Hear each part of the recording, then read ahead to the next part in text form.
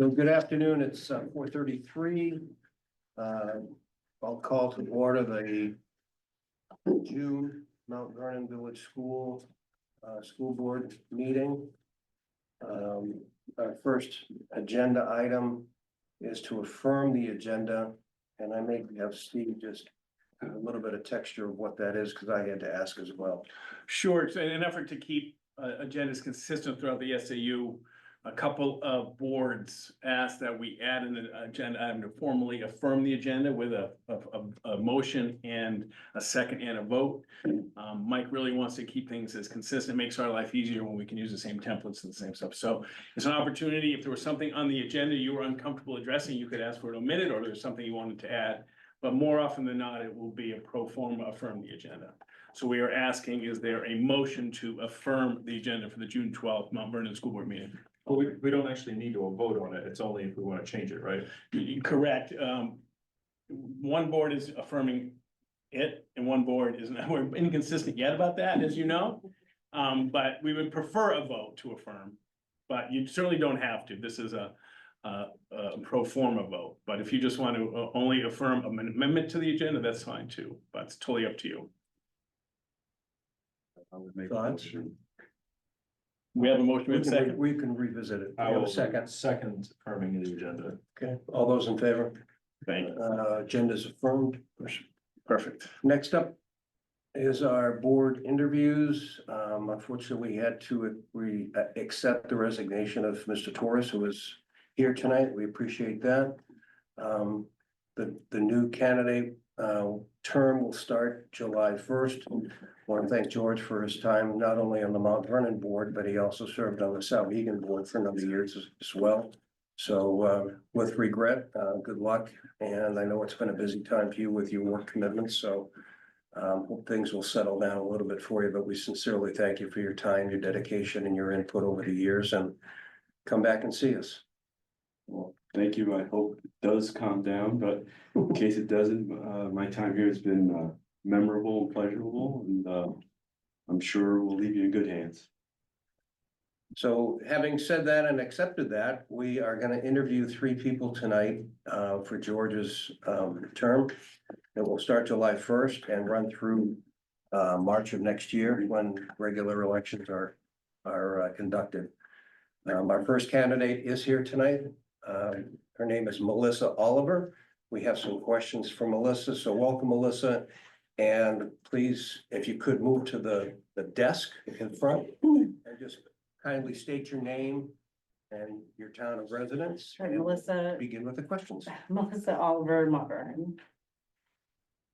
We sent all of the candidates 3 questions, so we'll start with those, and then I will defer to my board members if they have incremental questions for you. The first one was, what do you see as opportunities and challenges for the Mount Vernon Village School in the next year and also over the next 5 years? I think within the next year, I have been trying to keep abreast of the decision-making process going into deciding whether to go K-8 with Mont Vernon.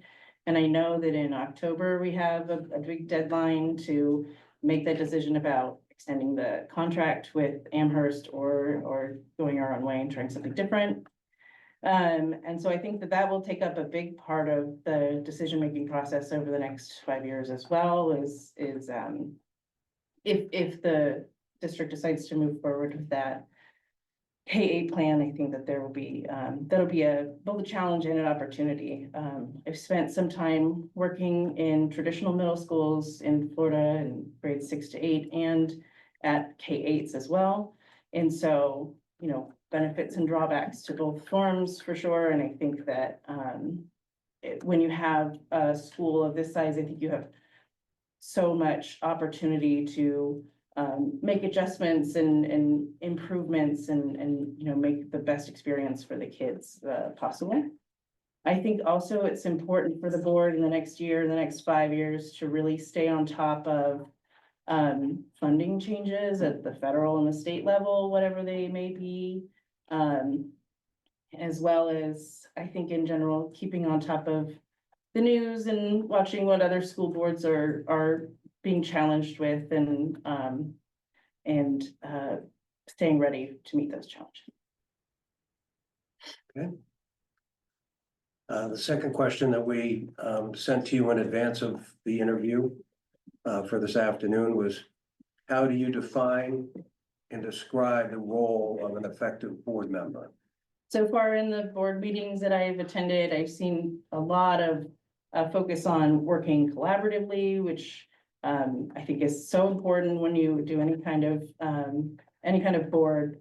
Everyone is very civil and has common goals and works together to make the best experience for the kids that they can. So I think like a spirit of collaboration is very important. I think that the ability to leave yourself out of decisions, but also to fall back on your own experience and kind of find that balance between, you know, what you personally may think and what's the best thing for the students in our school district. And so I also think desire for balance is very important. I've seen a lot in school board meetings where there's a question of making a change and everyone tries to look at it from every angle possible. And then to also factor in, you know, balancing what's best for kids with taxpayers and things like that. Okay. And the third question that you had in advance was, what experience do you bring to the board with budgeting, operational expertise, and also working with the public? So I spent 16 years in Florida as a middle school teacher. And I definitely understand the school side of things. There's a certain amount of working with the public when you're a teacher because you're communicating with stakeholders, you know, about student achievement and behavior. On a much smaller scale, I did run the yearbook program for my schools and have continued to pitch in here and run the yearbook program. And at middle schools that I've taught at, it's been a, you know, $20,000 to $30,000 a year business. And so there's some elements of kind of trying to balance your budget and make sure you're not overspending and anticipating things that might come up.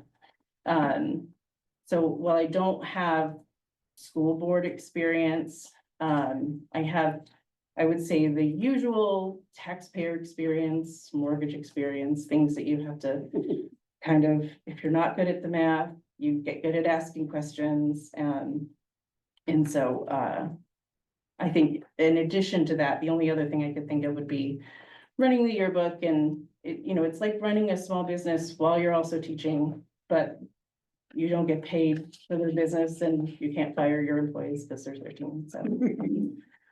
So much smaller scale than what we're doing here, but I do feel that experience gave me the confidence to ask questions where I don't know the answer and to be able to interpret answers that I get.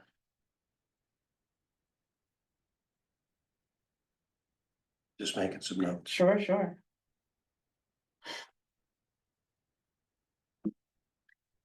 Before I defer to my board members, I just wanted to offer you the opportunity. Is there anything else that you'd like to expand and expound upon as far as your background or your philosophies or anything that might be pertinent to becoming a member of the board?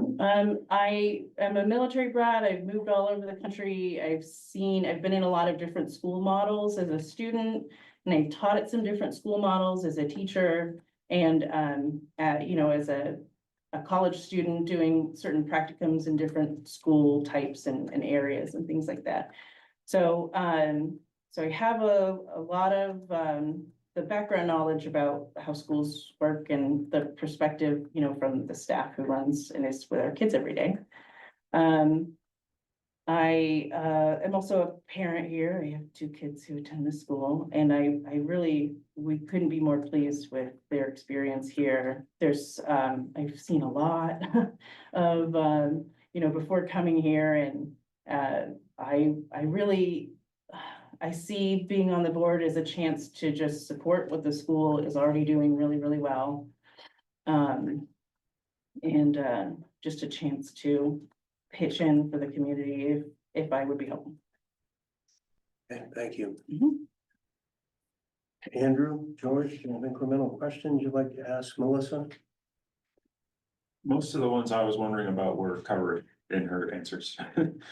So I wanted to know about experience, Okay. teaching, and you covered that, so. And you kind of answered what you foresee as probably like the biggest challenges within 1 year and 5 year. I guess my backup question would have been as far as the commitment, because like for me, that was something I struggled with. Because I do have a day job. Right, And then plus, these meetings, plus there's meetings at the SAU, plus committee meetings and things like that. Mhm. So is that something you're aware of and prepared for? Yeah, I got the Okay. rundown, I think, on Good. how many meetings and it's not doable. Yeah. It's something I can manage. Okay, great. That's all I got. I'm just curious as to what your overall initiative or motivation was to put in your name and be a school board member, because quite frankly, it's difficult for all school boards across the country, across the state, Uh-huh. across our district to get people to step up and participate. So I'm just curious. So a member of the community who also attends a lot of school board meetings emailed me and said, you better sign up for this. A threat is a good strategy. So I have a little boost of confidence, I know I don't have board experience per se. I have worked in schools on steering committees that are at the school level. And that's a lot of like, what changes would we like to make and how can we roll changes out in a way that we get student buy-in and teacher buy-in? And it's not a lot of like budget, because where I taught in Florida, that was all very much locked up by the district and we didn't really get input on how things were spent much in our own school. But the things that we were able to try to impact, I have been on boards or committees that took those kinds of actions. So I thought it's not totally out of the realm of something that I think that I could do or could help my community out in that way.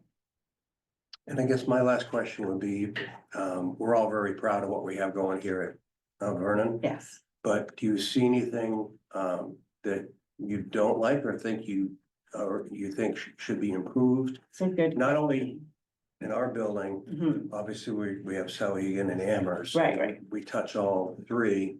Are there anything that pops into your head that you would like to see us as a board work on to improve? No, I did hear a little bit of the conversation about trying to standardize certain paperwork that you were just talking about for meetings, and I think that's a good push to try to create the easiest pathway for communication between the boards. I think that's helpful. I would relate it to as a middle school teacher, it was very helpful to me talking to other middle schools to kind of, horizontally figure out what are practices that are working. And then also to look at the schools that my students would feed into.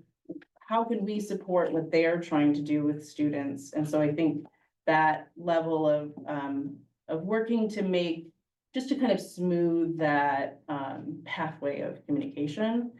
I also have heard from parents, and I've heard the board talk about communication, about trying to encourage people to come to meetings.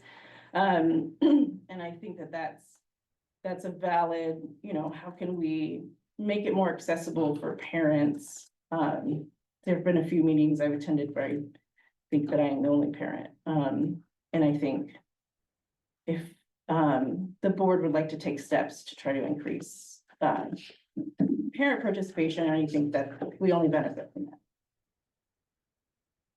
And my final offer to you is, do you have any questions for any of the board members or superintendent, assistant superintendent? Yeah. Chamberlain? Is there? It's such a good question. I should have seen it coming. Do you think that there's anything that you would like to see in a board member that you're currently, are there any gaps in the perspectives on the board or or experiences or things like that? That's a big question too, sorry. Coming from the meeting where we decided on the criteria for who we were gonna talk to. Yeah. Someone who had experience with working in a school was Okay. actually one of the things that we talked about. So that was something that we were looking for. Okay, So, and I think that's public knowledge, right? It is. That was I the did read criteria. it on the. Yeah, it was public, and minutes, that yeah. and experience on school boards was the. Yeah.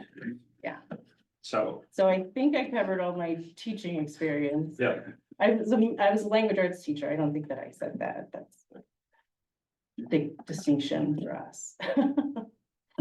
I think we all bring something different to the table, and George and Andrew both have strong business backgrounds, and analytical backgrounds. Don't know Leaf and Colin as well yet, but I think we all bring a different thing to the board that Mhm. we melt together pretty well. Yeah. The end game is we all have the same goals for the end game, so Yes. that's the key. But I think we've been pretty productive. Yeah. We've got a lot of heavy lifting coming up in front of us, but I would say we're just looking for diversity and Yeah. different skill sets. It's always very obvious, I've come from a county where the school board meetings are not always civil, and so it's so refreshing to see everyone working together and asking questions and without judgment or anything like that, so that's been, even, regardless of the decision, I'm very happy to keep attending as a parent, and anytime I've asked a question in a school board meeting, I feel like I'm respected and, even if it's math and, no one's making fun of me for not knowing something, so I appreciate that.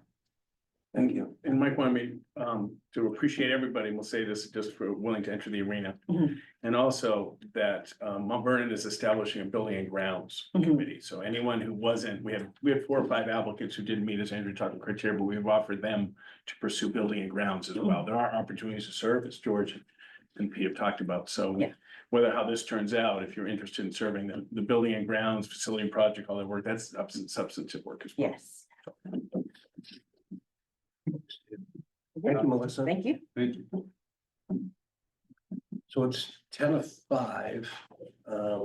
Our next candidate is here. Do we just roll right in? You certainly can, yes. The meeting's been posted. It's all ish. So good with that? Yeah, we can go through with this candidate and then get to some other business if we're still waiting for the other candidate, because we are in public session, right? You got it. The board meeting has been opened. Okay. And the Zoom is on, so, and it is being recorded, so if there's any issues.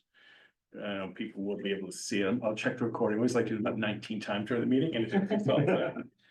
All right, then let's knock through this. I'd like to go home early if you can, right? Yeah, please. Please welcome, Sorry, I hope I get it right, David, David Dzinski? Tashinsky, yeah, Dzinski, thank you. good enough. Just, welcome, thank you for, putting your hat in. Just give us a little quick background, name, where you're from, and any other texture you want to provide as far as your person and your candidacy before we get to the questions. Absolutely. So my name is David Tashinsky. I live at 17 Purgatory Road in Mont Vernon. I appreciate the consideration for the board seat and for allowing me the opportunity to speak with you guys. The reason that I'm interested is primarily because I have 2 young elementary school age children. We moved to Mont Vernon about 2 years ago. One of the quality of the school district was a very big selling point. We actually made a pretty big move. We came across the country from Southern California. And it was probably the best thing I ever did for my kids and for the family as a whole. It's awesome.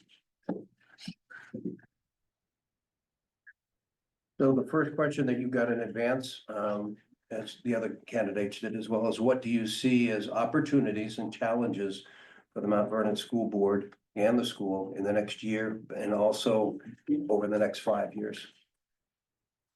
So, by the way, I wanted to add that, I mentioned that I have school age children, but even if I didn't have school age children, I would still be very interested in participating because the importance of a quality school and school district, even for somebody who doesn't even have interests, let's say for a selfish person, for lack of a better word, it has a direct effect on your property value. You know, these days I have a lot of family who's in real estate. My brother's a successful real estate agent back in Los Angeles, and the quality of the school district has a huge effect on how much he's able to sell homes for. People will pay multiple times over for the same quality property to be in a particular school district out there. But to answer the question, so some of the opportunities that I see for the school district are, first off, funding, thinking out of the box to get funding. Of course, we know that with schools as a whole, meeting budgets are a bit of a challenge. As you probably, I don't know if you, by the way, I just want to quickly hand this out. I have a copy of my resume. Just so you can see a bit of my experience. Sure. Should set that in the way. Thank you.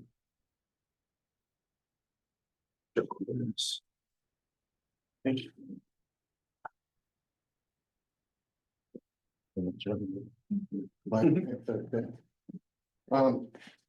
So as you see, I currently work for the Manchester School District in Human Resources. And so I'm very aware of the challenges that budgets present. The Manchester School District, it's public knowledge, has had to make recent cuts due to the new budget cuts.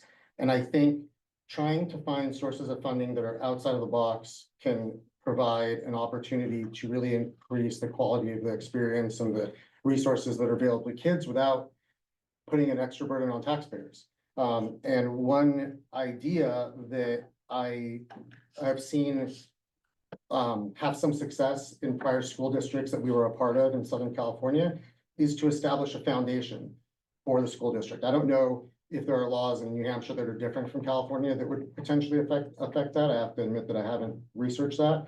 But in California, we had a lot of success establishing, my wife specifically did. She was president of the PTA PTA out there with my kids' school.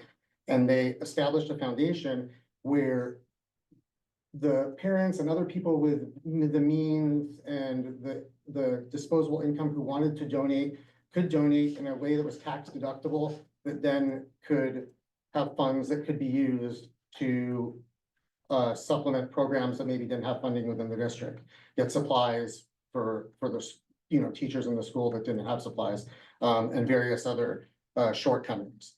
They would raise money using grants, fundraising, and in order to keep it independent, it would be run only by non-board members. So it would be truly an independent foundation. And another opportunity that I see is that previous candidate also expressed a bit of a thought about, it's just to get parents more involved, to create a program for parental volunteers, something that gets parents participating more in the classroom. I understand that the challenge when parental volunteer could potentially be used in a last minute or emergency is they're not background checked.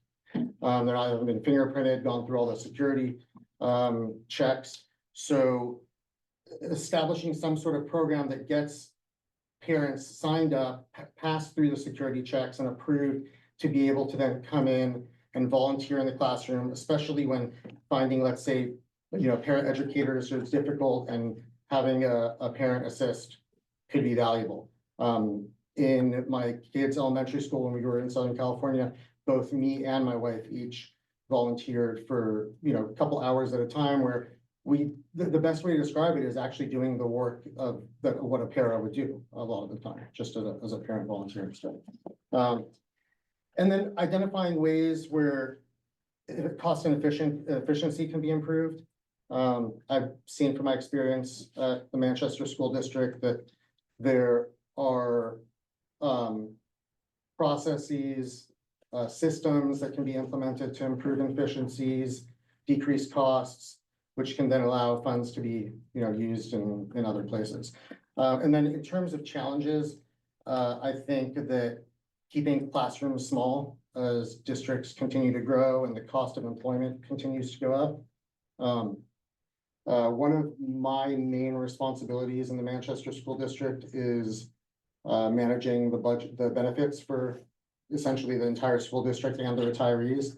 And so I know that the cost of health insurance is a major challenge for for school districts. It's a challenge for all employers, but I see it primarily as a challenge for school districts because one of, for lack of a better way of saying it, due to how strong benefits traditionally are in school districts, teachers have a greater expectation of how much of their percentage of their health insurance costs is going to be covered by their employer, of the quality of the insurance. And so as that's going up, you know, I talk to teachers on a daily basis that express to me how much of a burden it is, just the regular year over year increases to health insurance costs. And, you know, as that continues to go up, I could foresee situations where, you know, the percentage that a district pays versus an employee pays could potentially have to change. And that also presents opportunities, you know, thinking outside the box, trying to find unique ways to potentially cut costs when it comes to healthcare without cutting quality, encouraging wellness programs, funding programs that are low cost but encourage healthy practices among your employees that then decrease the costs of claims. Another challenge that I see to schools right now is AI, and the challenges it presents in regards to cheating. You know, hearing a lot about stories from teachers that I've talked to, and, you know, what they'll find that students are using, and the level of the technology that's out there, and how overworked a lot of teachers can be very difficult for them to feel like they really are able to catch that. I think keeping politics out of the classroom is also a big challenge. Doesn't matter which side it's coming from, you know. Teaching our kids to think critically and be able to evaluate things like politics without instilling any kind of bias towards one side or the other, I think is a challenge. And then to have the trust of the parents and the community that you're actually doing that. We're living in such a polarized society right now that you might be doing the right thing when it comes to keeping politics out of the classroom, but something could be misinterpreted one way or the other. And security and cybersecurity, I think, is another big challenge. Cybersecurity, particularly, you know, having been in HR for 10 years, both in private sector and now in public sector, you see just how much of a challenge that is. I work closely with IT teams that are constantly testing, for,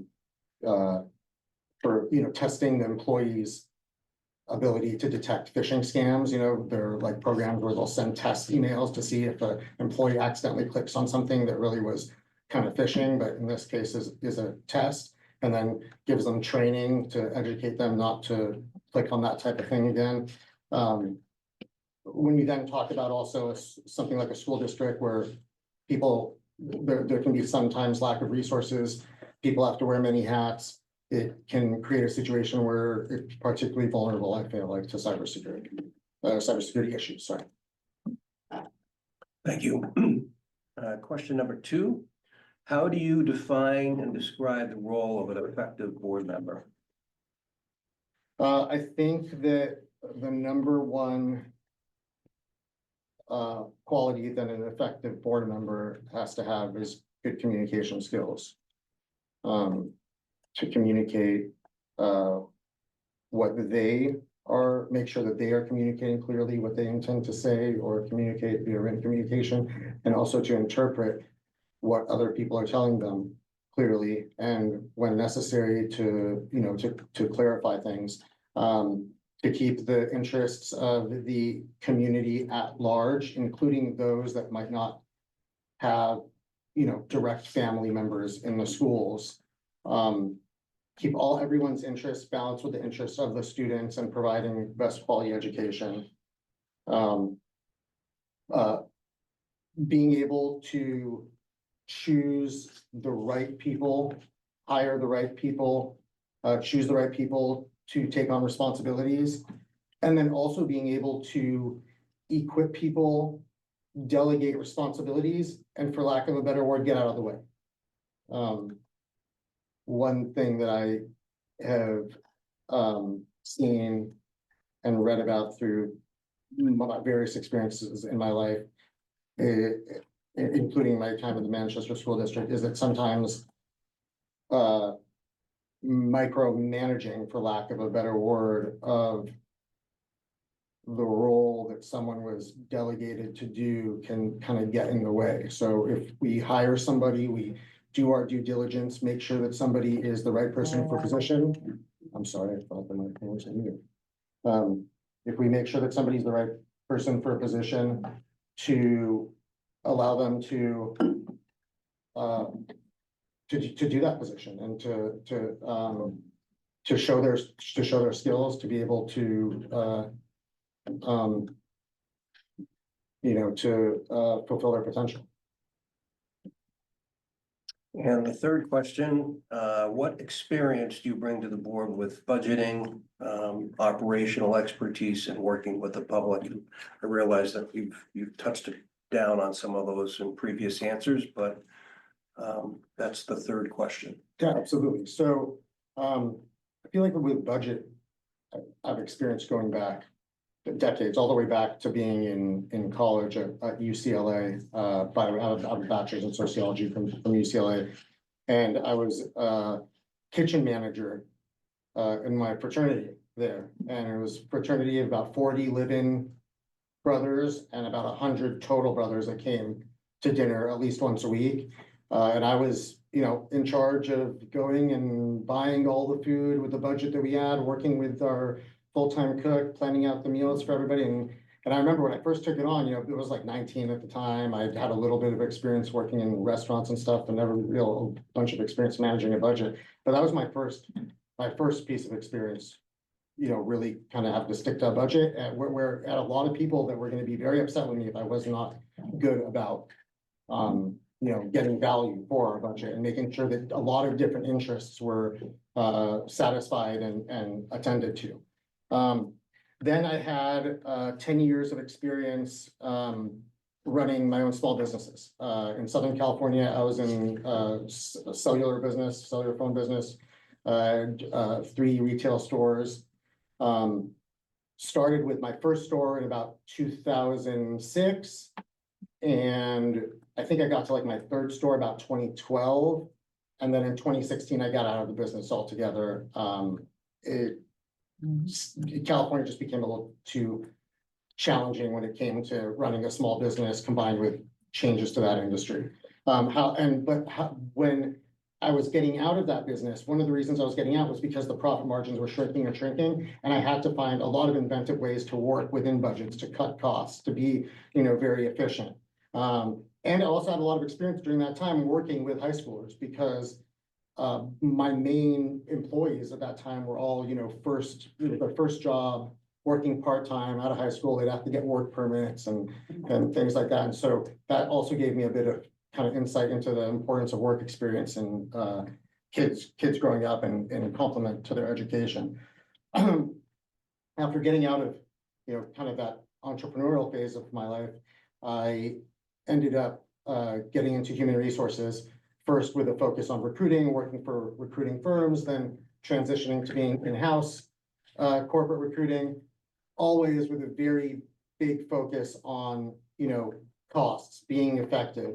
And if anything, one thing I've told a lot of people is that I sometimes feel like it's my time being a business owner is sometimes a curse, because even to this day, like 10 years outside of that, I'm always thinking about, am I doing enough at my job to earn my keep? Am I, thinking about if I had to pay my salary, I know what the other costs are to employ this person. Am I doing enough to earn that? And something like when you're in a recruiting agency, it's very straightforward because you're billing clients, it's like you can see what your output is, and you have to be billing enough to the company's profitable when it comes to the costs of employing you. And then, over the last year, almost year and a half working for the Manchester School District, I've gone to see firsthand how budget constraints for this, can affect the school district. When it comes to what you're able to pay and ability in regards to being competitive on the job market, both with teachers and with other staff. And also trying to fit in, various other programs. One thing that I've noticed that I think school district from going, I participate in a group where I go to meetings with HR departments of other school districts around the state. And from talking to other HR departments at other school districts, I've realized that HR in general in the education, public education space in New Hampshire actually spends very little on employee engagement compared to even the leanest companies in the private sector. In our building in the district office in Manchester, we actually have to raise money as a, as an employee, the body of employees that work there for the events that even in, your more leaner private sector companies are gonna be funded by an employer. Stuff like, celebrating people's birthdays or work anniversary, or when somebody who's been with the organization for 10 years is leaving or retiring, doing like a little retiree cake. So, we do things like a jeans day where people can wear jeans if they donate money into a bucket, and other ways of trying to kind of be inventive when it comes to doing more with very little. Public sector for you, Tim. Yeah. Public sector.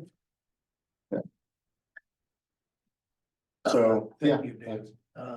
Additional incremental questions, Andrew or George? For David? I do have, one. So coming across the country, and you mentioned your kids and I would imagine that's been kind of a big change for them, coming to the East Coast. Mhm. How has that experience been for them? Overall, it's been great. So my daughter, we moved out in mid 2023, mid to late 2023. My daughter at the time was 9 years old. And my son at the time was 6 years old. My son was very easy. He was still young enough that, he hadn't, especially combined with the timing of when he grew up in relation to COVID and being at home, he hadn't developed enough close friendships. We were able to get him excited enough about all the different changes. My kid's lifestyle is leaps and bounds ahead here of what it was in California. We have things that we would have never been able to afford in California. And I'm, working with human resources at a school district, fancy, super high paying job. So they know that there's a lot of things that they get. My daughter, there's been a little bit more of a challenge at times because she did have some very strong, tightly knit bonds. She does competitive cheerleading and she had some very close teammates out there. But we found her cheer team out here. We made sure that we moved within commuting distance of one. The cheer team's better than the one she was on up there. She's gotten to go to higher levels. My kids love skiing for 20 minutes from Crotchet Mountain. Nice. They used to go, like, my daughter went 3 days in Colorado when we went on a winter trip, like 5 years ago. This year, they did like 19 days during the winter, skiing. So, I mean, and then the level of education in the school themselves. I remember one of the first weeks that they had school the first year, my daughter came home and she's like, I'm so upset at Sumac. Sumac's the school that they went to in California, the last school, which is actually on California standards, a very good school.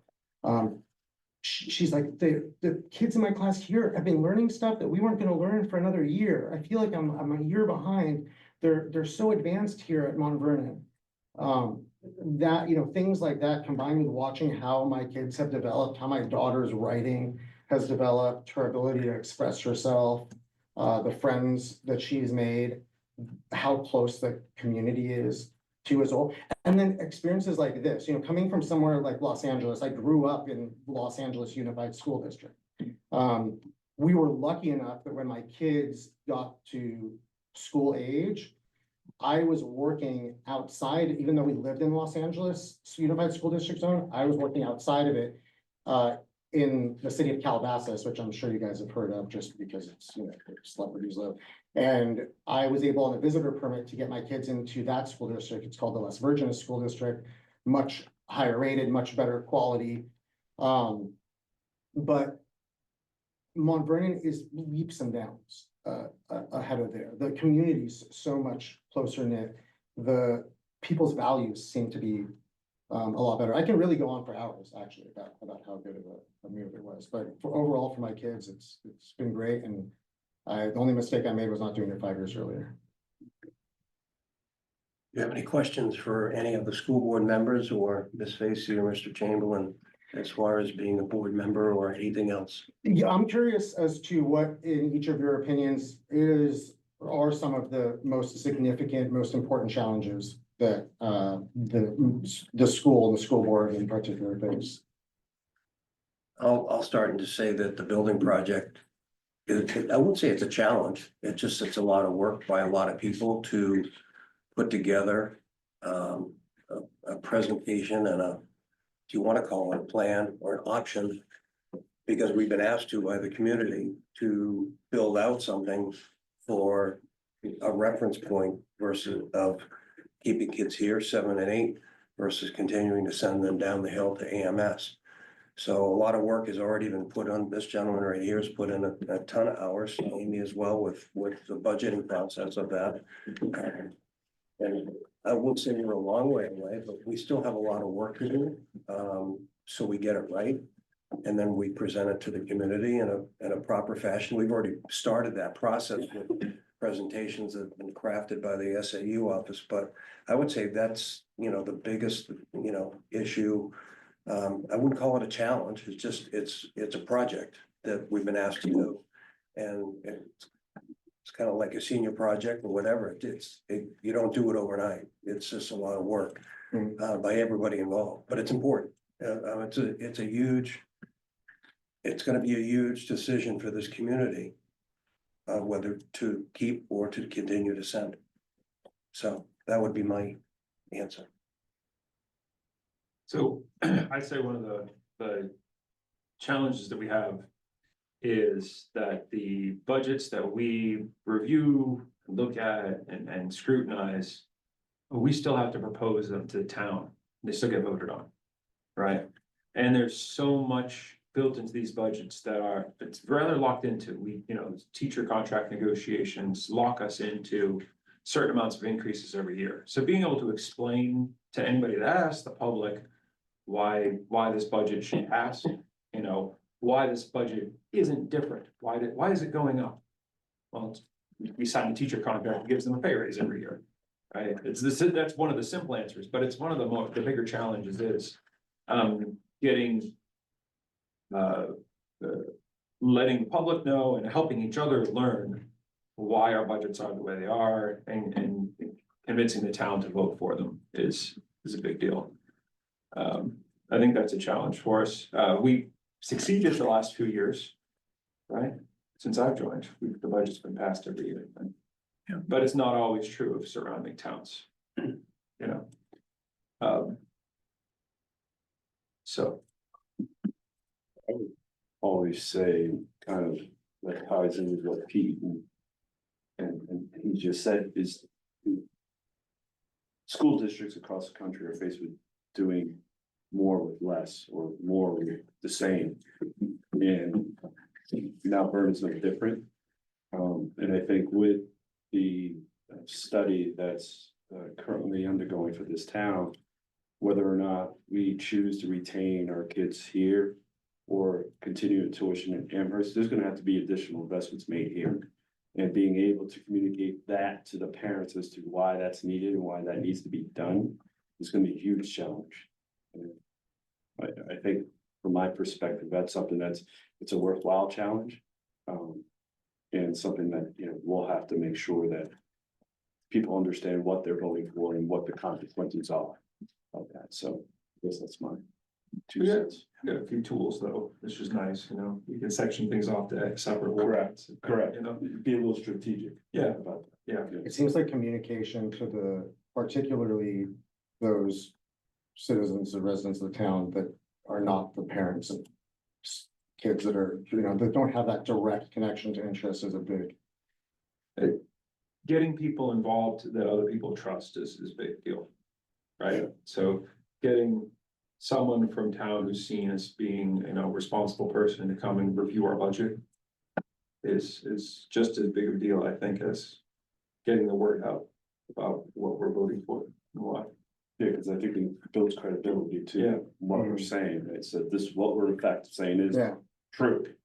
And If someone from that group is part of the board. if you get buy-in from them, saying that, it's huge. It's huge. David, thank you. We're up against pretty much the 30 minutes we've allotted for each candidate. No Mr. Chamberlain, do you want to just give them the buildings and grounds spiel as well? Yeah, I'm sure you heard it before, but if this doesn't work, Personalized. if this doesn't work, there are other opportunities, significant opportunities to serve, including what's being, the beginning of a building and grounds subcommittee to help the board make decisions about the facility and about maintenance of this wonderful building. So there are places to serve, regardless of how this goes. Sounds great. But thank you for your desire to enter the arena. Thank you very much. Thanks for the Thank you, opportunity to Dave. speak with you guys. We're running about 12 minutes ahead of our third interview candidate, Pim Gronstra. So we're gonna jump into the board meeting. Yeah, let's do it. Let's take a slight exit left. First, next item is the public input, one of two. I will read the public comment procedure. If you wish to speak during the public comment sessions, in-person guests will be allowed to speak first. Once we go through all the in-person guests, we may open it up for virtual speakers on Zoom. In order to speak, please do the following: raise your virtual hand, enter your full name and your avatar profile. When speaking, turn your camera on and say your full name and the town of residence. When these are complete, you will have 3 minutes to speak. And Mr. Chamberlain, we have nobody here in the public except our candidates. But do we have anybody online that is looking to? We do not, sir. Thank you. I'm the only one on. Thank you, sir. Next up is our consent agenda. 3 items in there tonight. The first is the draft minutes from the May 15th meeting. And the second item is our draft minutes from the May 29th meeting. And our third item tonight is unanticipated revenue of $500 from the Health Trust Wellness Funds. And I'll allow, if needed, Ms. Facey to just kind of walk us through what that is. The wellness funds? Yeah, Oh, the $500. It's just part of Yeah. our arrangement with Health Trust. Okay, If we have a representative of the school attend trainings, that makes us eligible for a $500 grant. In which at the building level, they can decide on health and wellness related activities. We brought in yoga people, we brought in smoothies. Encouraged walks, gift cards if you go on 10 walks, things like that. So it's all to help incentivize wellness activities for our employees. This is an employee related act, not necessarily kids. I mean, kids can go for the walks too, but this is really about an employee program. So we appreciate the staff members who gave up their time to attend the training, which availed us of a $500 grant that we use for fun stuff around the place. cool. Okay, I will make a motion to accept the consent agenda. I will second. Motion for Mr. Stokinger, second for Mr. Torres. All those in favor? Passes 3-0. Thank you. Reports. First up, we have our facilities report from Mr. Preston. Any questions or concerns from board members? I didn't see anything there myself. Pretty straightforward. So not about this, but we have received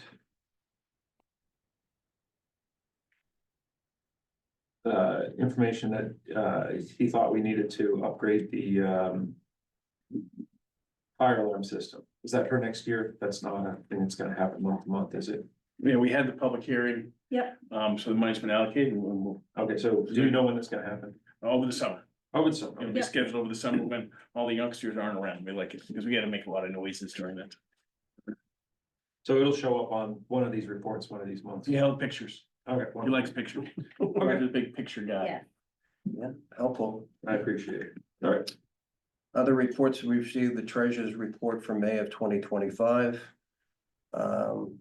Principal report, any questions or comments from fellow board members on either of those items? And we are appreciative of Mr. Leckwriter and appreciative that he's not here tonight. He's been busy and Yes, last night he was at his youngsters, his Yeah. last child's graduation. well-deserved night off, so.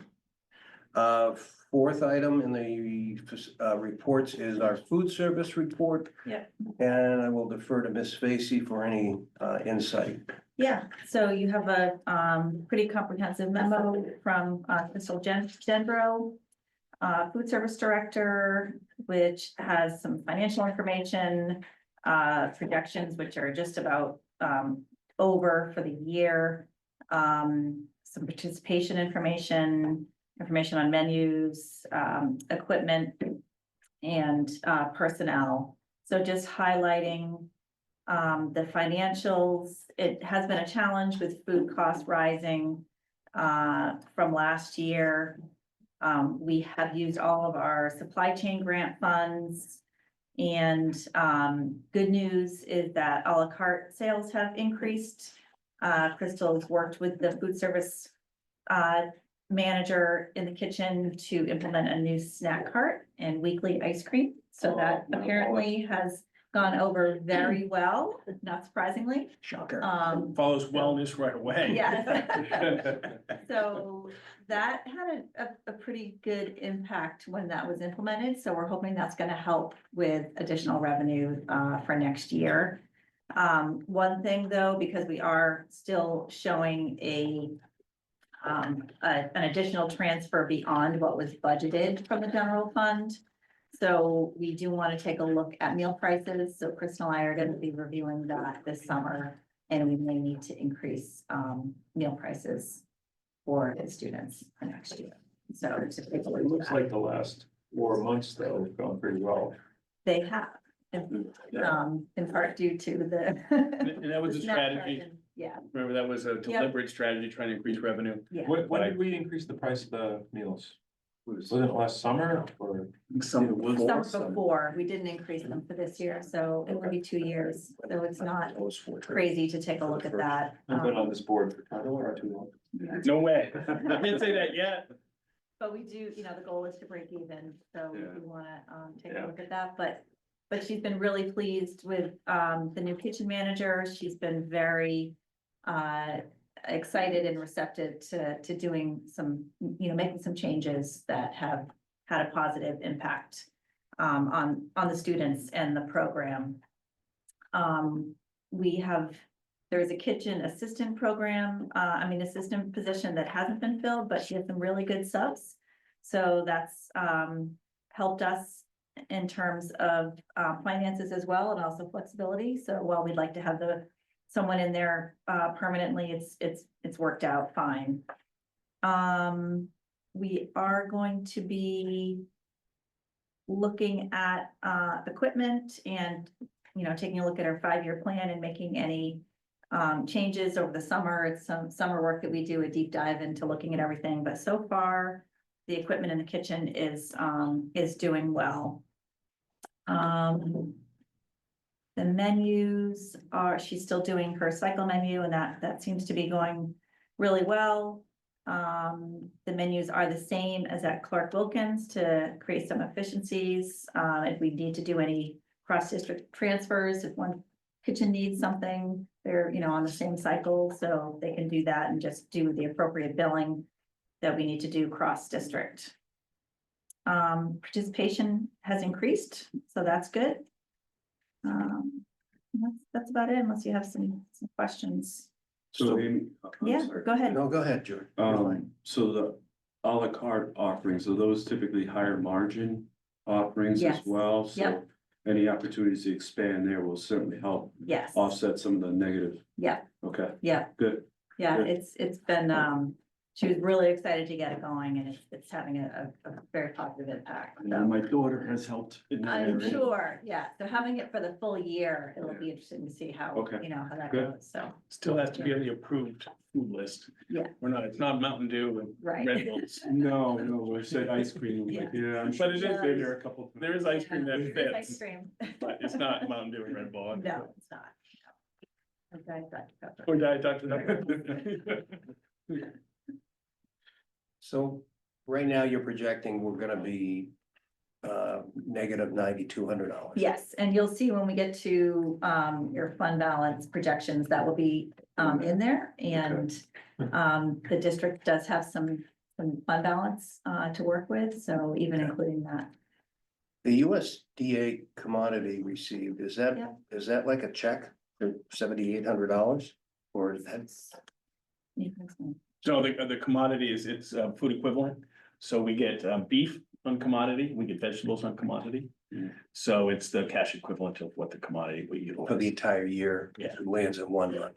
Got it. That's what I thought, but So it's really an in and out, that's what yeah, I saw. Yeah. And it's great that you utilize it, it's the quality of the commodities improved even since my time. Yeah. Since Crystal's time, so it is better quality and it's good price, good Yeah. value. And the only question, what was the last one?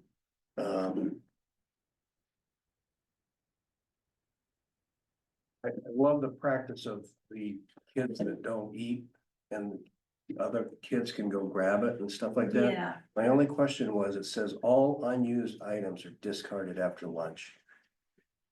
And it's, obviously if it's a prepared food, you're gonna have to discard that, Yeah. but yeah, if it's an item that's maybe a piece of fruit or something that's in some sort of container that hasn't been opened, Yeah. we're not throwing that And out. what has been served Served, and okay. not be used again. Oh, yeah, I guess. So if it goes on their tray, we can't, Even if it's in a container. even if it's the container. Cause you just don't know how the kids handled it. Yeah, that's highly regulated. This isn't a crystal. No, It's a highly regulated part of our lunch I just program. hate seeing waste. Yeah, that's true. I know. Please have a seat. You're welcome to. Right on time, but still, it's a liability issue. Yeah. It's a liability It issue, is. because you don't know how Sometimes it's, it yeah, can be, unfortunately. That's why there's some you grab, they can take.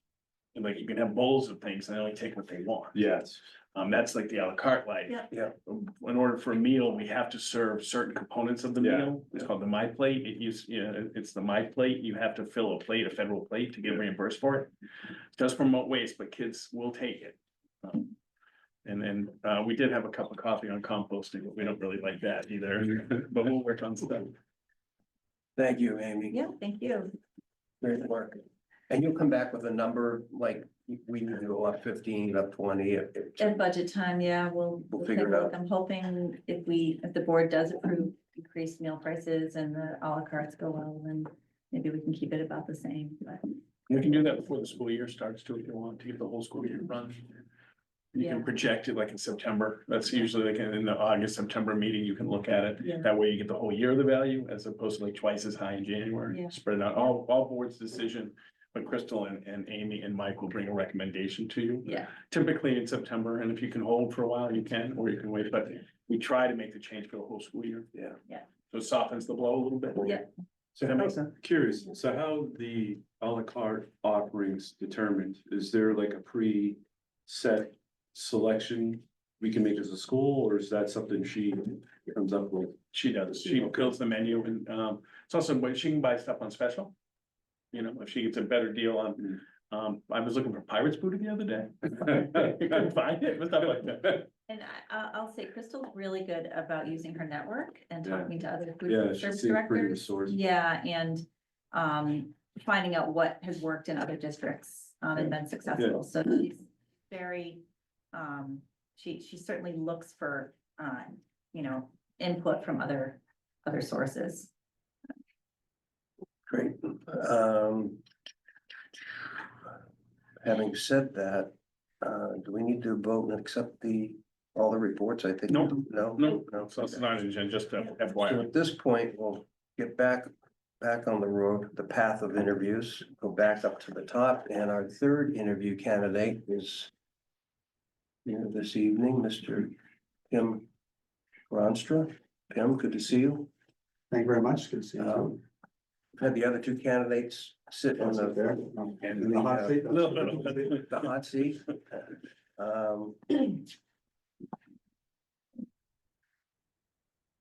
Thanks for having me. You're welcome. First, just if you'd like to introduce yourself, I know you're well known in town, but for our listeners, if we have any, and name, where you're from, and any other details you want to share to start off our interview. My name is Pim Gronstra. from Mount Vernon, been here for almost 25 years now. Yep. And been involved in lots of different things in town and around town. Including, I want to skip ahead here a little bit, but I will because part of my intro, but including being on Sauhegan School Board for 13 years. Saw several of you during that process, so it's great to see some familiar faces. I've also been a firefighter here in town for 18 years and was served a couple of years, most recently with the Mount Vernon, what we call ourselves, the Strategic Advisory Committee to the Planning Board. So we kind of help map out the capital efforts for the town over the next 10 to 15 years. And it will look like for tax impact. So that's pretty much me. Thank you. You're welcome. First question that you received in advance of tonight's interview is what do you see as opportunities and challenges for the Mount Vernon School Board, not only in the next year, but also over the course of the next 5 years? So after looking into it for a bit, and I've heard lots going on about the 7th and 8th grade placement of the Mount Vernon students in those grades over the next several years. I know that's going to be a long-term project, whether, different options, but basically looking to find the best option for those students within, understanding that there's going to be an impact on the taxpayers, but trying to minimize that as much as possible. So, just making sure that meeting the needs of all the students, that's obviously a primary thing. And then, lastly, just making sure we've got really good staff and administrators here, and just working hard to keep those at a high level and keep them here in Mount Vernon.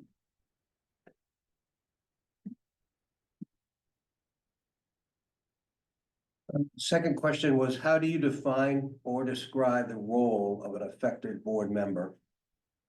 So kind of going back on the 7th and 8th grade student issue is really balancing the needs of the students and against the financial impact of against the taxpayer. So, really trying to optimize student experience while minimizing tax impact. That's not always easy to do, and there's obviously give and take in those areas. But, and also just not having a personal agenda. My kids are completely out of the school system now, so I just want to make sure that I'm unbiased towards any kind of educational makeup or initiatives. Because they're not going to affect me personally at this point, through the kids. So I'm always going to look for what's best for the overall students. And then, being fair and equitable to all parties involved.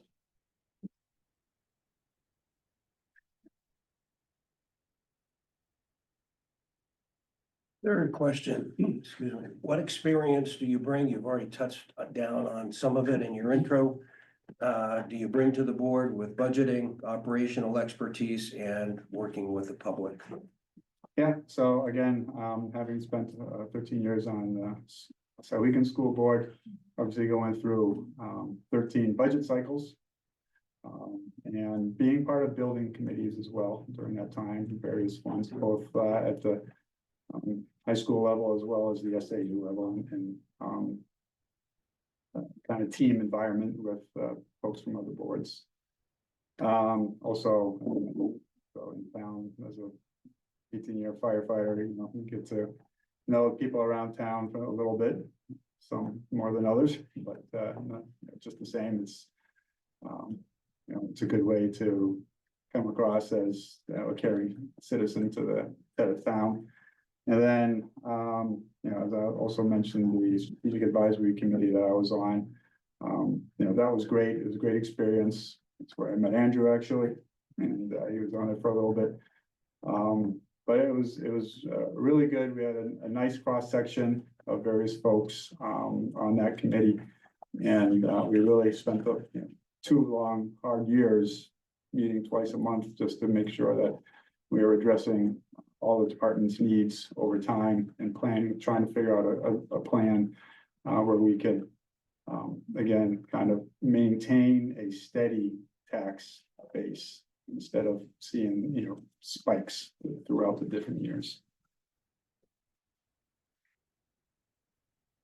I'll open it up to fellow board members to incremental questions, additional questions for Mr. Gronstra. We don't have to ask if he can make it to all the meetings. No. He knows the, what else do we ask? I would ask if, when you touch down on building committees that you've been involved with in the 13 years, could you maybe go a little deeper dive into what exactly you were doing and what you did and the process? Because obviously, we're kind of waist deep right now. Sure. So, that's one of the end games of this board right now. Yeah, so one of the more recent ones that I can recollect, is there was a committee, as I mentioned, of various, board members from the different boards. And, we met, primarily at the, SAU administrative building and really reviewed all of the, building needs across all the SAU schools. And that's where we identified lots of issues, in the Amherst lower schools, the middle school, and, the high school actually was in relatively good shape. We've been doing a lot of work over the years with that, but we've identified some capital improvement areas there as well. So then with the kind of the genesis from that ended up going into, how do we balance the needs across all of the school districts? Knowing that, again, if you do it all at once, it's gonna be a massive tax hit again to the taxpayer. So, what gets first priority, what gets second priority, that kind of thing. And there was give and take, as, any of the folks on the board at the time know. And, especially given the desires of the Amherst district to build up, a new elementary school and whatnot. So, that was the more recent one. And my role in that, again, was taking the Sauhegan perspective to that board and just ensuring that, we are all, kind of working together to get to a common ground.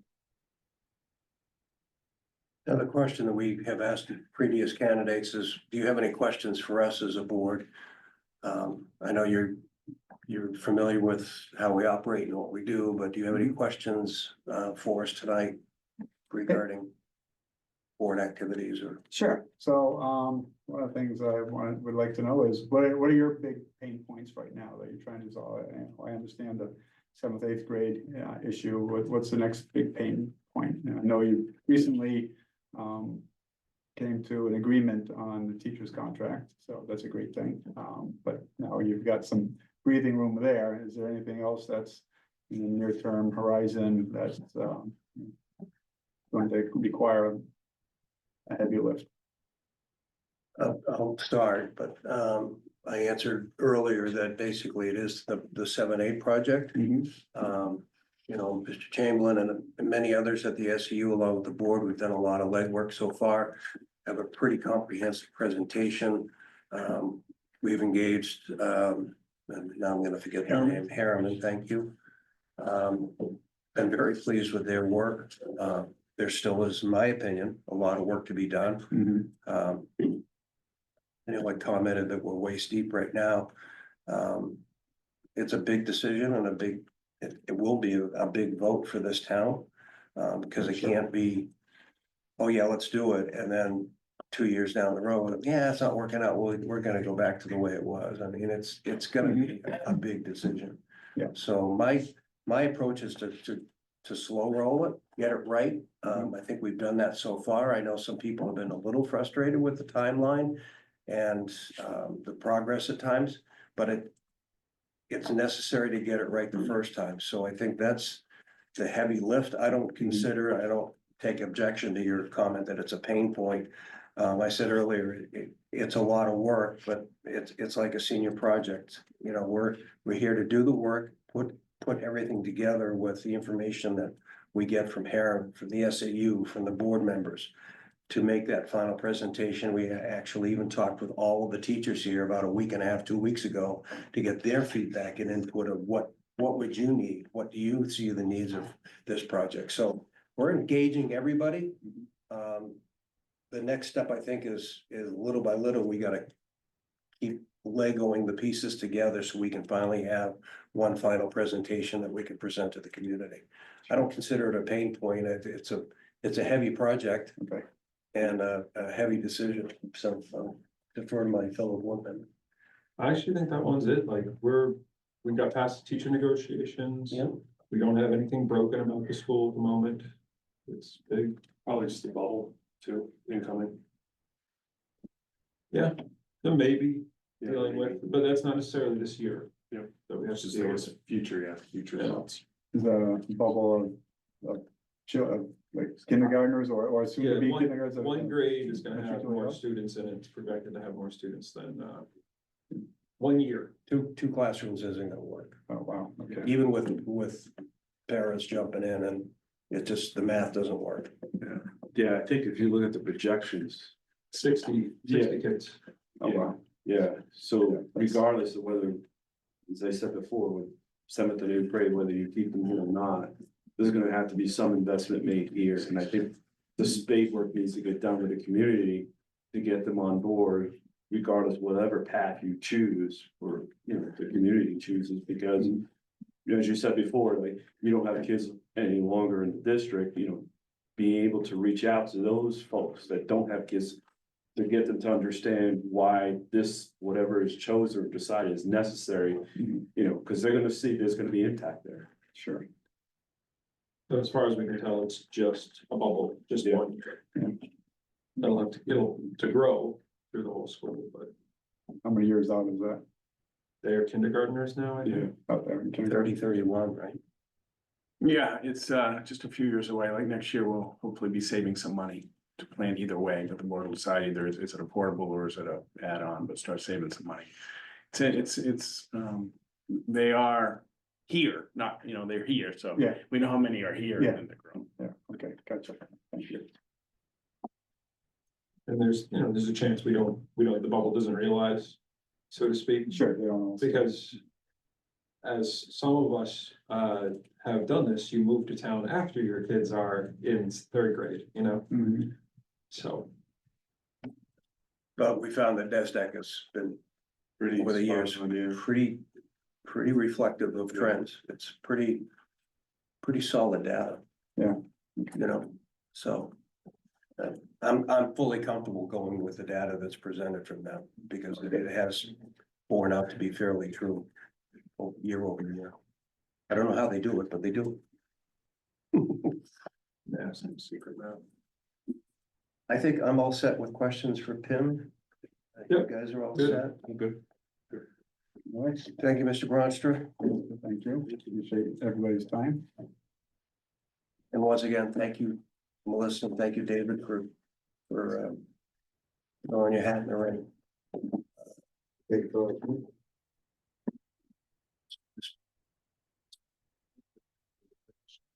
So it can be general discussion, or if a board member has a nominee, the board member can nominate.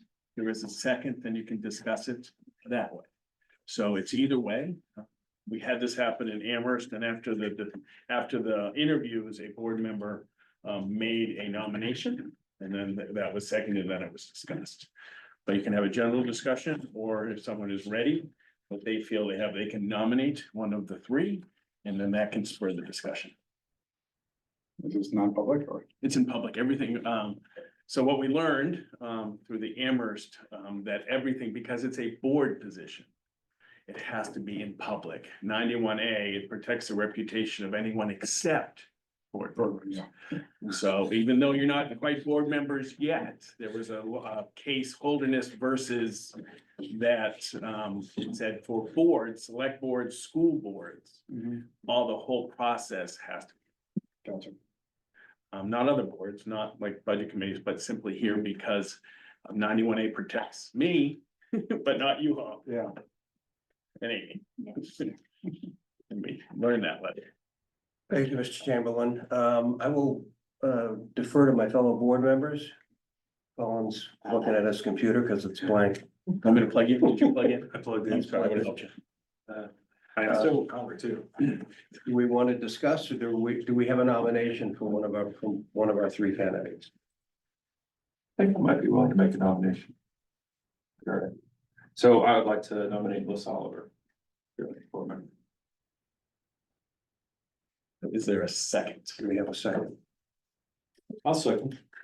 Do we have any discussion?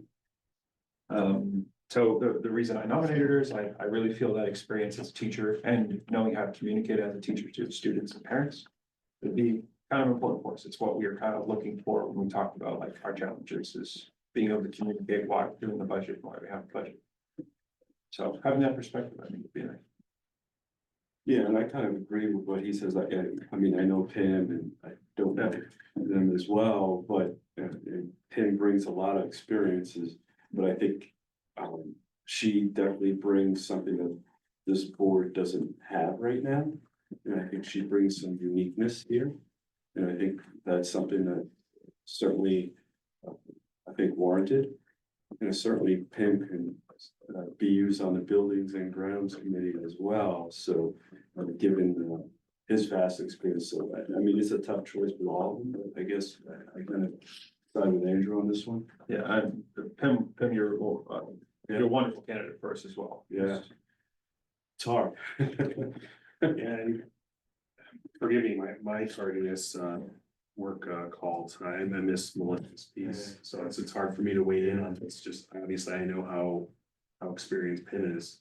Unfortunately, I missed Melissa's piece, so I kind of don't weigh in on that. We took some notes and obviously she's still here. We can ask more. Yeah, I hate because of my tardiness to make you go read, so my apologies for not being here. Yeah, you know, work is work. That's one of I'm just mad. I would agree with the comments of Mr. Stokinger, Mr. Torres, as far as bringing some fresh elements to our board from Melissa.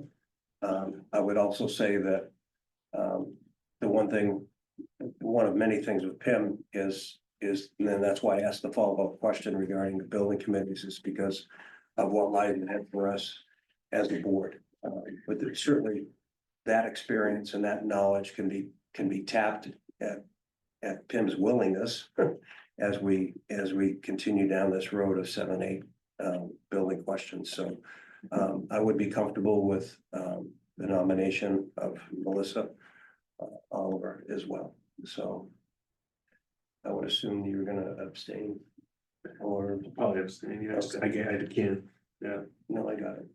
I mean. Been there. Yeah. We have a nomination and a second, so all those in favor of electing Melissa Oliver as a board member to replace Mr. Torres effective July 1st. And we have 3 yeas and 1 abstention from Mr. Rogers. Danae? Welcome aboard. Jim, thank you so much. David, thank you. Thank you. Stay involved. Come to our meetings. We welcome the input from the community, and anything you can add and give to us, we welcome all the time. So appreciate it. Congratulations. Thank you. I appreciate it. Great to see you. Nice to meet you. Thank you. Thank you very much. No worries. Walter Hill. Oh, you are? Yeah. Are you? Thanks for coming out. Thank you. I'm about to cul-de-sac, right? Do you have a kid in? Yeah, I have an 8-year-old, she's now in 4th grade. Is Veer Next to We'll get you sworn in sometime before. Any board member can do it.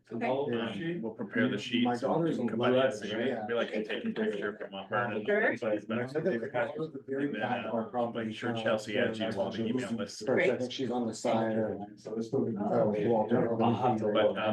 Cause you're right. George's service. Thank you very much. Sure. Thank you. I appreciate it very much. It's nice to meet you. Thanks, but. Thank you. Everybody's got stuff.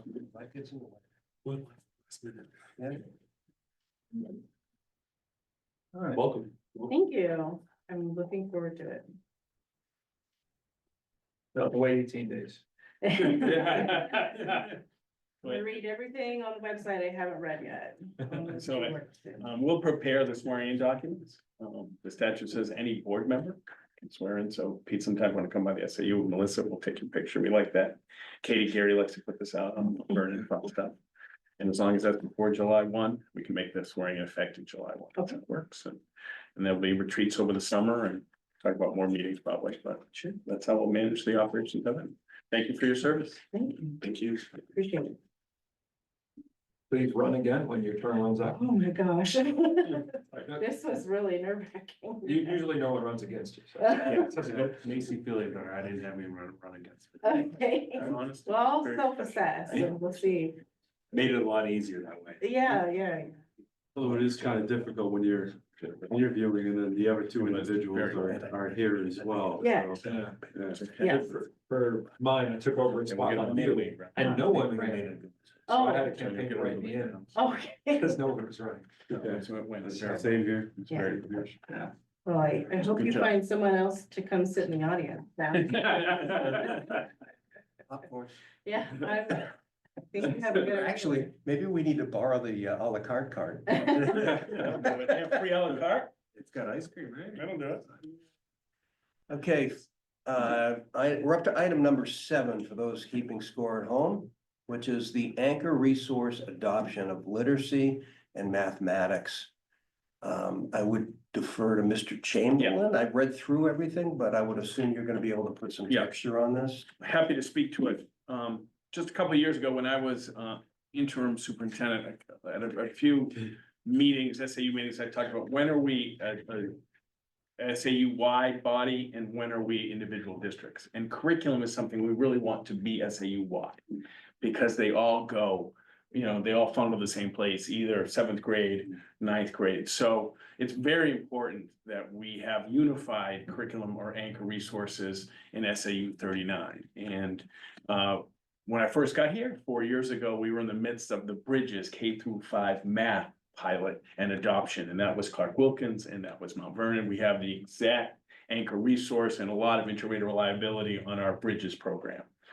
And so we were, as you may know, like many districts in Hampshire, Faunus and Pennell, Lucy Calkins was our reading basics. And that was a lot of districts, but we learned a lot more and the state was great at about research evidence-based practices called the science of reading. And Christine, one of the things she did last year, we're very grateful for, was she obtained a grant for all the schools in the SAU, just moving away from our Lucy Calkins and Faunus and Pennell work to science of reading, which is more evidence and research based. And this year, under Liz, curriculum director and director of accountability, who is arguably the foremost expert on reading in the state of New Hampshire. She was a Krista McAuliffe winner on reading and has joined a lot of state task force. She led the implementation of 2 anchor resources, K-5 and a little bit of 6. So they were Amplify CKLA and also Wit and Wisdom. And it was a full-fledged pilot of both, lots of collaboration, lots of work, lots of training. And after that experience, unified, Mount Vernon and Clark Wilkins are unified on adopting as our anchor resource, Amplify CKLA. So that's a recommendation there. And we're using the word anchor resource because what we also want the teachers, and this is their impetus, is we teach the students in front of us. We don't just teach the program, right? We are a student-based organization, but we have to have the anchor resource that is the foundation for all our classes, but we don't want to lose sight of the students in front of us. That's why we're using the term anchor resource. So we're bringing for you tonight an evidence research-based science of reading, Amplify CKLA as our anchor resource K through 5. So that's the literacy. For math, as I just said, we adopted Bridges as the anchor resource. That's K through 5. And so we, after looking at our data and looking at where we are, we wanted to look at a 6 through 8 resource. Again, anchor resource, because there wasn't a consistency or an equity of experience between, mostly because there's 7 different 7th grades and 7 different 8th grades at Amherst. Of course, is Christina here teaching her courses here. So after 2 years of piloting and trying to find the resource that matches philosophy and instructional beliefs, we are settling on what's called illustrative math, which is a feeder. It was actually the runner-up to Bridges. So it was a quality program. It was just, we thought Bridges was a little bit better. Bridges doesn't go to 6. It's going to be, so the 6th grade here and the 6th grade at the middle school have illustrative math. Key components are how they develop a number sense versus just reliance on algorithm. It does support we begin with concrete, then we get to pictorial, then we get to abstract, that progression, which we think is evidence and research based. And so we are asking the board to support the Amplify and illustrative. Next week, we'll be going to Amherst. They will, we hope, adopt the same recommendation. It'll be very similar. There, we do have an upper school 7th and 8th grade program that we're going to adopt. But as far as Mont Vernon goes, it will be unified with the 6th grade there, and it does match with, it's one of the foremost experts that I've worked with in my time with Charlene. Charlene is absolutely in favor of illustrative. She's a key component as the math specialist here about adopting and ensuring we have evidence research-based practices. So it meets the Charlene test. All right, but I guess that was my only question, was that the Bridges, does that flow into Charlene that says yes. illustrative? It does. 5, It 6. does. It's very similar. We thought Bridges was a little stronger with their structures. But how they introduce the algorithm where we are in 6th grade, it does. We feel that it supports a K through 6, with Bridges, we align. So everybody, K through 6, we're aligned everywhere in the SAU. And then 7 through 12, 7 through 12, we're still working on it. 7th and 8th will have an anchor resource, but Sauhegan is going into year 2 of their look. So there may be some more 7-8 connected with Sauhegan after they finish their math. Cool beans, does that make sense? That was clear? Is that clear? Relatively clear? Do you need a vote? We do. The action item, there is a proposed action item. The Mount Vernon School Board approved the superintendent's recommendation to adopt illustrative math as the grade 6 anchor resource for math. Amplify core knowledge, language arts, CKLA as the anchor resource, K through 5 literacy. 6 through 8 literacy is entering, so Amplify is not a K6 program. And so 6, 7, 8 are entering not, Mike's at his graduation for his stepchildren tonight. And so I can't say we're piloting, we're tired of pilots here, and we've been piloting quite a bit. So, but we are working hard on 6 through 8 continuity, cohesiveness, and equity. It's going to be a focus for all the professional development next year for our literacy teachers 6-8. But we're not piloting yet. We want to build a foundation 6-8. So this is K through 5 literacy and 6th grade math. all right, That's the action. I so move. Second for Mr. Torres. All those in favor of accepting as proposed? Thank you. Appreciate it very much. Passes 4-0. Next up is policies that were approved at the SAU board meeting on the 29th. I was not in attendance, and Leaf is my other policy, but basically you can read through if you've got Assembly opened.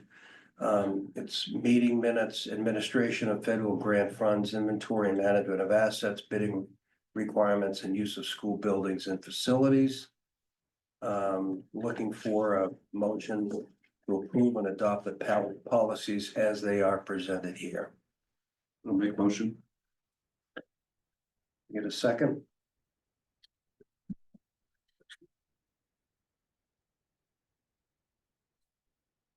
I'll make the second, Torres with the nominations, and Eckhoff with the second.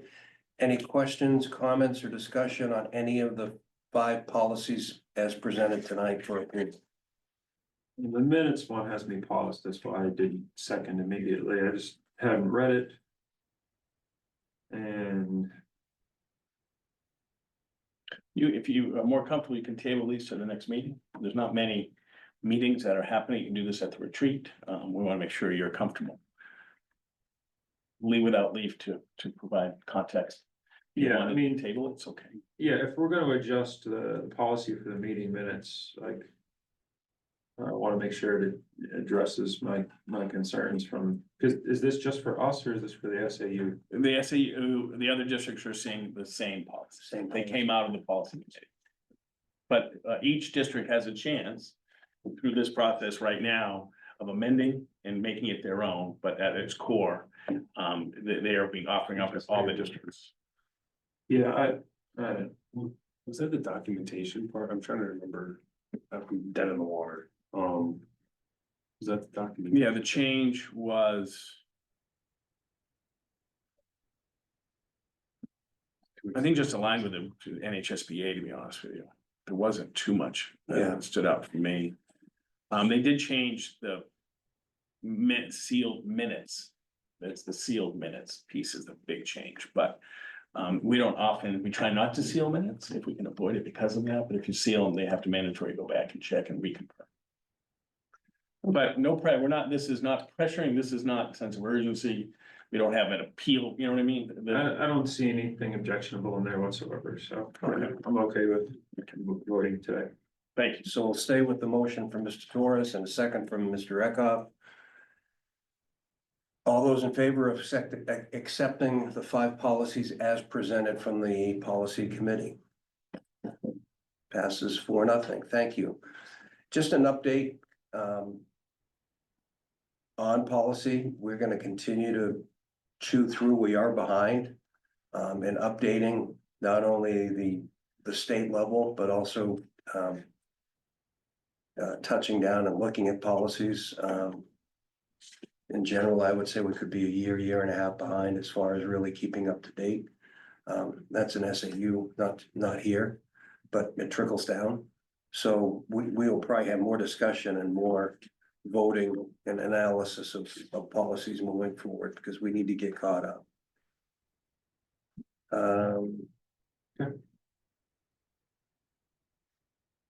And to your point, Andrew, Steve commented too, a lot of the policies are RSA updates from the state, and the state board has gone through all these policies to fine tune them and make additions, deletions, and corrections as needed. End of year projections and projects. Yes. Ms. Facey. Yes, so you have updated projections and things are looking a little better than the projections that I brought to you in May. So it's the same format that was presented last month. We're projecting about an additional $25,500 in revenue and a savings from the budget of $262,700. So the total projected fund balance at the end of the year at this point is $288,200. The warrant articles that were passed total $110,000. The offset tax effort that includes the $30,000. And I know we discussed you may want it, you may want to offset the tax effort an additional $30,000 for that warrant article. So you do have the option to do that, obviously. But what was projected was the 90,000. If you don't include that 30,000, then that's a total of 200,000 with an available balance of 88,200. If you decided to increase the offset tax effort by the 30, then it would just be 30,000 less. So it would be 58,200. The projects that are being proposed, you can click on the link in Assembly, and that's a live document. And we actually use this for all three districts, but if you click on the first tab, there's the Mont Vernon school district. It's also in that memo. I added the projects. It looks like Brian was able to add Yeah, we got links this time. three, yes, it's a live document. So there's the playground, and gazebo flooring that we discussed last month. The library bathrooms, which is the epoxy flooring, for the bathroom floors.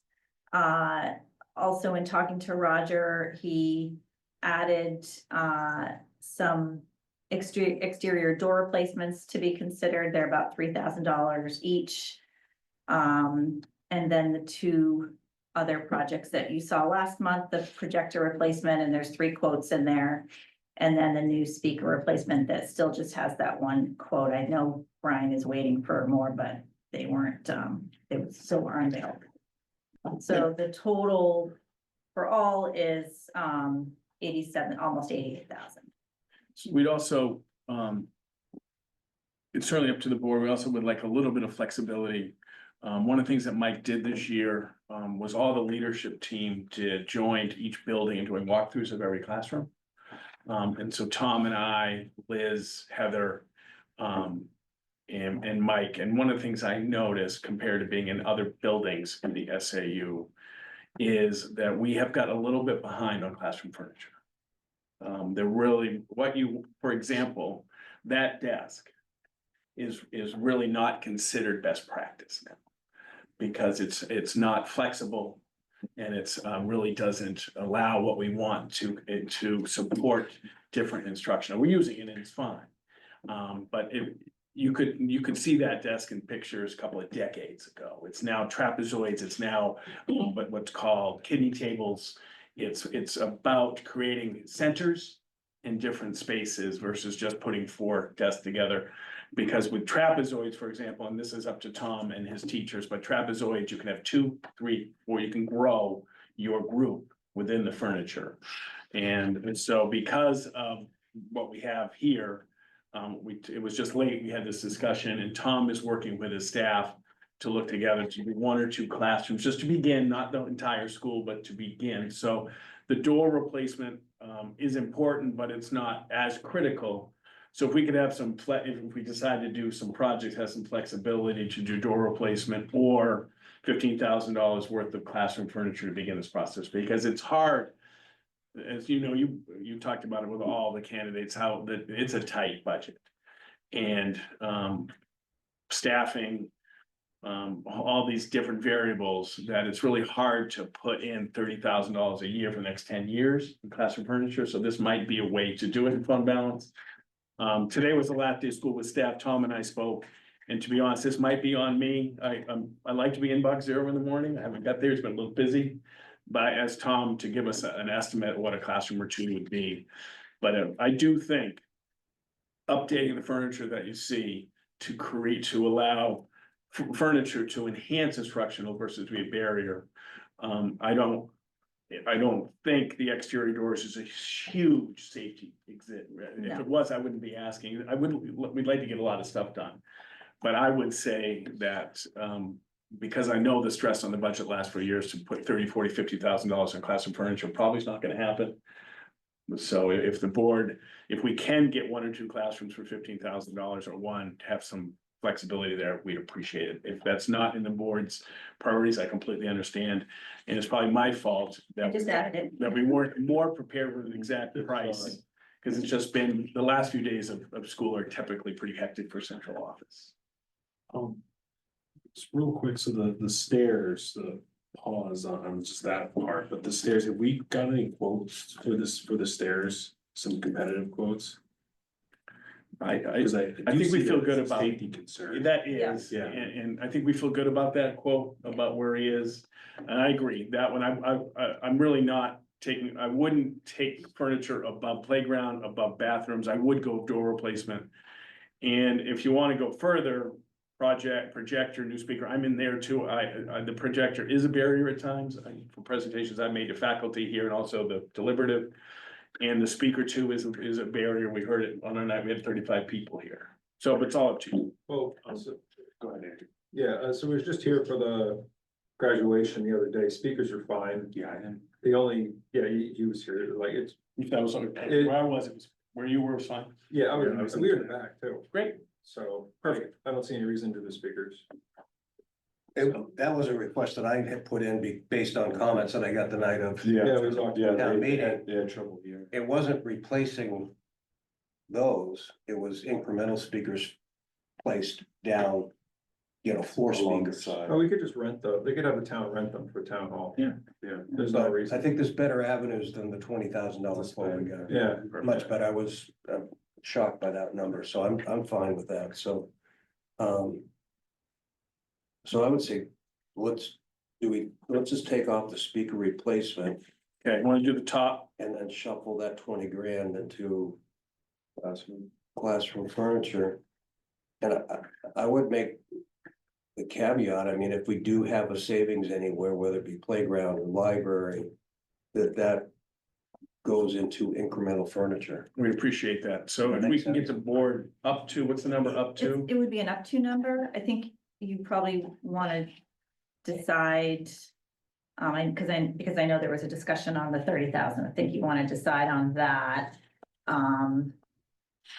So the 30, if you remember, the 30 is going back to the town as part of the 90,000, right? The 90 is the number that we're recommending, including the 30 from the contingency fund. So that would be offset taxes. That meets the projection during the process. Yeah. That leaves up to 90 Yeah. for furniture and for these projects. As with the spirit and intent of what the board just said, take care of the top four, and then if there's any extra, we go into furniture. Yeah, and this is still a projection, like we still have to finish out the year. There's gonna be, some invoices that are in July. We're conservative, there could be more than this, so, I think the board just needs to decide an up to number, and then we'll, use that based on your priorities of projects. I mean, I think. Along with Pete, if we pull the speakers. Reshuffle this, so I think, is there a possibility to move that 90,000 up to 100, maybe, make it an even 100 so back to them? I'm Because I with think- you. My thought was, we gave back 70 last year. We took an extra 30, but didn't use it, we should give back 30, Right, that puts us at 100, yeah, that's what we I'm don't need to thinking. go to 120. So if we just say we wanna give back 100, that's our target, I'd be good with that, So you get back 100 Yeah. and then, fill down projects in that. And everything else up to, Yeah, we're not gonna take care of the projector, or that we're going to do the top section plus classroom furniture. yep, And we'll fill in the gap with classroom furniture.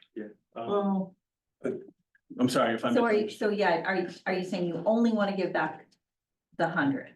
And then, Right. and anything left, fill down. we can spend, yep, and just I would these projects and then. keep the classroom projector. furniture. We want the projector, I'm sorry. So that's what I'm saying, is like maybe do a fixed number of classrooms, maybe just one, so that you still get the projector. Gotcha. Okay. I apologize. Yeah, so projector plus the top four, anything else is classroom furniture. Another option is to try to free up some additional funds potentially to go either towards a projector or towards the classroom furniture, because they're certainly important. It's not to keep coming back to the stairs, but the actual gazebo floor portion. Did the contractor break out the price of the stairs versus the gazebo floor? 'Cause I have to check with Roger, this was his estimate, Cause I'm just, I guess I don't know if it's a possibility, so forgive me if I'm out of line, but I know there's a few handy people in town, which sure. I may know one who would be more than willing to dedicate their time to collect. and we can come back to you. Yeah. I mean, if we have an up to number, that gives us a lot of flexibility, and we can come back and, get some more input. I think the comment is to grouping the two items together. Like I would put those stairs at the top, but I wouldn't necessarily put the gazebo floor. Gotcha. You know what I mean? I think that fix pretty. I think what Colin mentioned to me a meeting ago or so was kind of like a gazebo raising, barn raising, is that, can we get the community? One guy that comes in, he's a contractor, knows nuts and bolts and can quarterback the project in a day and a half. the community. Yeah. It really Yeah. is just the base that. We pay for the materials and then we've got a top-notch gazebo that the community has built. Yeah, we can certainly talk to So, Roger I about would, that. I would recommend that you pursue that with your contacts. At that point, we need to work with Roger, obviously. And find out exactly what he's looking for, but I think it's a great idea for not only this project, for moving forward. But I would ask that those two items be separated. So we have individual costs. Yep. Leave playground 1, stairs. And then gazebo 2. So 100's going back to offset. Yeah. Anything else will go to the projects we talked about, look for efficiencies and cost savings on the gazebo part of the project. Yeah, exactly. I'd still put the gazebo below, I mean, it will probably get funded anyways, but I put the gazebo below the epoxy flooring. Thank you. Okay, At least, you know, You got it. just. Yeah, So am I, and I don't know how it works, whether you start with grade 1 with new furniture, or do you start with grade 6 with new furniture? It's Tom will work what he believes is the greatest classroom in need of a refresh. Because we'll go classroom, the classroom that we were in together, I forget which one it was. But was, we walked out and debriefed and, it wasn't, to the standard of Mont Vernon Middle School. And so we'll work on it. That one I know, I felt was, would be a priority for me, and I forgot to ask which one. It wasn't kindergarten, it was sections. But he'll work on it, and he, he's in classrooms every day, when he's on it, and so we'll make it work. So this projector with the cost increase projected at 11%. I mean, does that mean we should be buying that this month? And we can. Once the board authorizes the expenditures, that will be done before July. Okay. Yeah, one of the This quotes year's is lower. Yep. There's a This quote year's in there fine. that's 11, it's under 12 grand, so. But we would like an action item as to support the use of the fund balance as discussed, would be great. Okay. and I'll say I appreciate the flexibility, this is really helpful, for us to be able to get these projects done and understand exactly how much you want to offset the tax rate, it's very helpful. And Stephen, you said you were comfortable moving or at least reducing the number of doors we had to replace. I am. Why do you feel? Because those were on his good to do, not urgent to do. Need to. So it's not a security issue, it's. No. Right. Just Yeah. preventative. Okay, and that was my concern. Yeah, if it was, Joey, I wouldn't have moved. it. Yeah, no. Yep, but we verified that, and if there is significant amount of money and, you don't want to do a half a classroom furniture, that doesn't work. Right. So depending on where we round the classroom Yeah. work, we may have time to do a door. I just Yeah. wanted it on the record for anybody. Yeah. Yep, Understanding, No, this isn't a security issue. It folks. is not. yeah, Okay. So do we need to vote on that? Yeah, as Yeah. discussed. As discussed, I'll take a motion to accept expenditures of the unassigned fund balance as discussed and adjusted in the grid. Motion. Second. Motion by Mr. Collins, second by Mr. Torres. All those in favor? Passes 4-0. Thank you. thank you. Good work, good work. Thank you very much. Next is our facility work update. Sure, and so I appreciate the discussion with all three candidates for the piece. So just a little bit where we are in the facility project. A few weeks ago, we had 35 people come to the presentation of the day in the life of AMS versus, a contrast with Mont Vernon, the projected 7th and 8th. Very similar to the presentation I made for the board, but very active. It was I think when people said there was more people there, they had to deliver it. So we did create, there is a sense of urgency to start getting involved. And actually, we talked about people coming to serve in this that night. So good feedback, the suggestions on amending the presentation, which will be done next time it is presented. So, and they are, obviously the 7th and 8th grade facility work, that work is intertwined with the October 1st tuition agreement, right? They are connected. One is sending students, continuing sending to Amherst 7th grade, one is being able to retain them in. So those are connected. And that was part of the presentation, making sure the committee was aware of October 1, October 28, and all that fun stuff. So immediately following that, not immediately following that, but soon following that, a survey was provided to the community. There's some results in the packet. About 110 people responded, and you see a few percentage points higher right now are, continue to go in Amherst versus here. But I can tell you, it was a passionate night. The parent night was passionate. People came up to me afterwards saying, this is what I want. There was good challenging points of view, by the way. There was nothing, it wasn't attacking me, but it was just passionate about very important decision, by the way. It's all good. So it was nice to see that kind of interest, 34 people. We got good feedback on the survey. And we also, as Pete mentioned, in this room, Harriman came and spent over an hour with all the faculty talking about the configuration that was presented. Really good feedback about in the 7th, 8th grade wing. Do you have special ed space? Do you have bathroom space? What do you have for a music room? Because this would be a designated music room, a designated art room.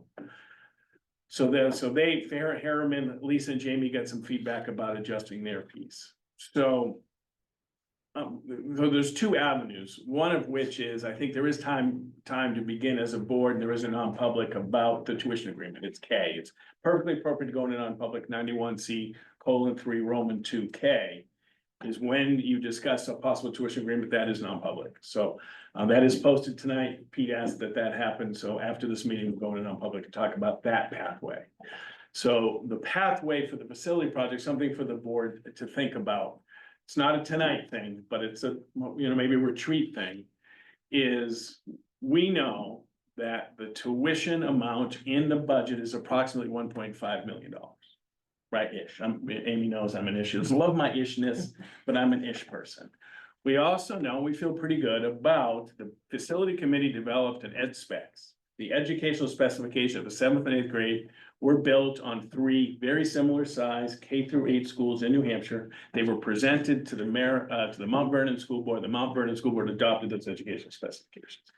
Those educational specifications were run through the faculty, run through that, and a budget was built based on those specifications. And it's about $1 million to operationalize, to operate a 7th and 8th grade, hire teachers, all that fun stuff. Not including, I want to be very clear, not including the building of the addition. You with me? So if the board would like, in anticipation of further discussion at the retreat this summer, Amy and I, or Amy, it's not a mouse in the pocket, so Amy can work with the bond bank to get what would tuition neutral, 1.5 million, 1 million operation, $500,000 plus or minus 50K, give you a little bit of flexibility and find out what the bond size could be. And then once we have that, that's neutral. Not down to the dollar, but substantively neutral, cost neutral. $1 million plus $500,000 to build your addition. If it can be done, no one knows if it can be done. That's a Harriman thing, right? But we have that number. And then we could prioritize, because what was presented to the board and to the community was multiple parts of a building project here. Yes, it was 7th, 8th grade, but it was also the bubble. It was also, yes, looking at preschool, not saying we have to do it. Yes, it was also redesigning the entrance because of safety and security issues at the entrance and some other major stuff.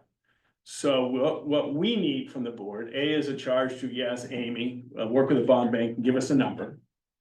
Then the board meets with that number and says, all right, these are the priorities, 7th and 8th grade, preschool bubble, whatever. So Harriman can then build or not, or what they can build for that money and prioritize. Maybe the only thing we can get is 7th, 8th grade and no tone here. Maybe we don't get a cap.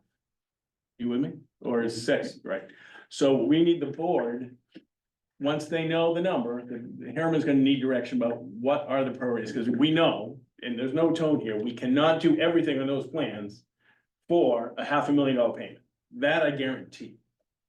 But there's some things they can do for $500,000 payment. We need the board to tell us what's the priority, so Harriman can go back and say, look, for that number, we can do just a clean 4 classroom addition with 4 bathrooms. And then we figure it out. So that's the next step, is to meet as a board. How much do you have money to work with? What are your priorities? That's on the facility side. The tuition side, we'll talk in non-public about steps there. So Amy. Yes. Good question. So the bond bank, you're gonna go through BFA for that, correct? New Hampshire Municipal Bond Bank. Okay. Yeah. So can you have they talked about what type of terms you can get on these bonds? Yeah, Can you I get can up have to them- 35, even 30. 40? So they'll only go 30. Pretty sure it's 30. That's You- the only ones I've seen. Yeah, you may but wanna ask definitely about if we can do can ask. 35. Yeah. Because that gives us more, because Yeah. the beauty of going through them is the cost of issuance. Yeah. Right. Because cost of issuance of going through a bond bank is usually around 10, Yeah. 20,000, it's mostly the legal costs. Yeah. Where if you go outside municipal bond bank, Yeah. it's, hundreds of thousands. Yeah, I know they're 25 years or like at 3.95. Yeah, Percent right you now. may wanna ask. And if the board wants different terms, typically, I mean, our experience is 2025. That's no judgment, you wanna go 30 Right. because the cost, right, and we have lots of experience working 6 miles up the road. Right. And they were going into a place cost of a loan, including all the interest, and that's, It's because, different. and the reason I bring that up, because the cash flow may work for the town, because if you do it at 20 versus 30 or 35, even though you're paying more in interest costs, the cash Yeah. flow numbers work Right. within I, that. Just options there. and one of the things I've been a huge proponent of, is the only way to enlarge your tax base is to a bond. Well, It's not that people live here today, it's people who live here Yeah. over 20, 30, 40 years. Yeah. And in New Hampshire, you can enlarge your tax base by increasing income tax. All right, it's how many people live here in the property. Yeah, I was just gonna say, I mean, I think that's a great idea. Is there a way that we could see multiple options? 100%. for a couple Oh, of yeah. days? And the selling point for that is, because we deal with it all the time, is when we're up at the PUC, they talk about all the time intergenerational inequity. And basically what it means is when you get any shorter term bonds, yeah, the people who are currently now users are paying for it now. But then people who move into the town 15, 20 years from now, they get off scot-free and use it. With a longer term bond, Spreads everyone it has out. more I skin, just looked it up, it's up to 30. it's up to but- 30. Yeah, but we Okay. can talk to them, but Yeah, you that's can, their you program. can says. ask them. Yeah, it doesn't You hurt reach to out ask. to me if you need a contact over there. Get Yeah. a 40 a triangle, pretty. There you go. Well, yeah, well, 40 or well, more. that's the difference with, because it's different with municipal bond bank than private, because private, you can go as far out Right. Yeah. as someone's willing to buy the bonds. Yeah, But unfortunately, the rates are higher. And you can't, Because, well, they pool them. yeah, and you can't bond beyond the life of what you're doing. correct, But- you gotta get the average useful life, Right, right, yeah. but it's a school, it's gonna be. Right. here a while. Yeah, you figure the building's we're there not- maybe for 30 Like, years. a couple of schools. you're not gonna bond a boiler for 40 years. Right. They won't do it. Well, in the utility space, we do that. Yeah, they won't. I mean, my experience in the But the school rate space- payers are paying for that, Yeah. so. But they're really easy to work with, really helpful. Yeah. They run all sorts of schedules, whatever we want, I can get them very, very quickly. Yeah. So, So, no, I appreciate the ask, because this is exactly what I was gonna ask you all to do. Was to get us, what's that gap between what we're paying now? Yeah, The thing is, what we're paying now. Will raise over time as well. yep. Yeah. Good. So the future cost of money here kind of messes with the bond rate, kind of, Yes. it kind of like. Is the cost of what tuitions, Amherst tuition will be going up over X amount of time. The same as, less than, greater than bond rate. Yeah, they'll do a future value calculation and look at what that is being paid and look at what the cash flow. But I had one other more poignant call out is if. Like what happened 4 or 5 years ago, Amherst wants to. Raise funds to improve the middle school that we're on the hook for. That would put the number above what we're paying now. So Correct. we don't necessarily only want to compare to what we're paying now, but to Yeah. some other number.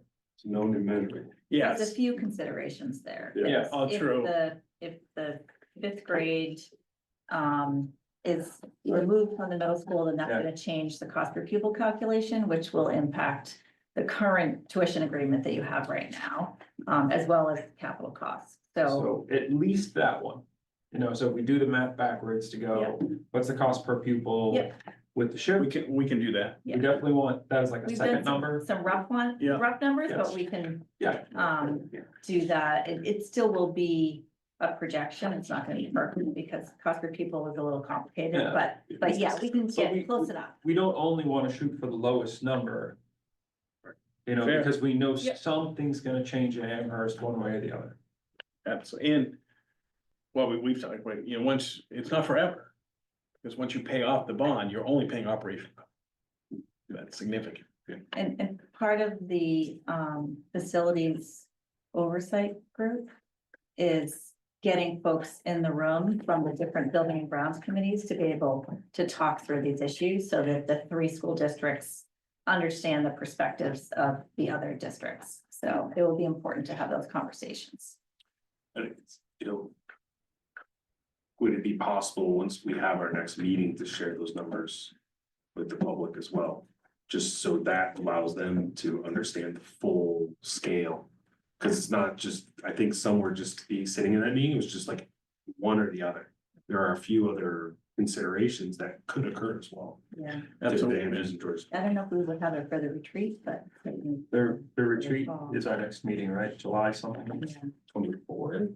I don't know what. 24th. No, but I think, so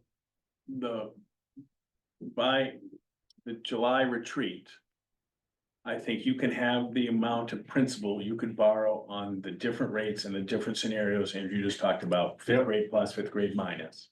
Yeah. And then the board is going to have to make a decision. Let's say, please don't quote me, let's say it's 15 million. Yeah.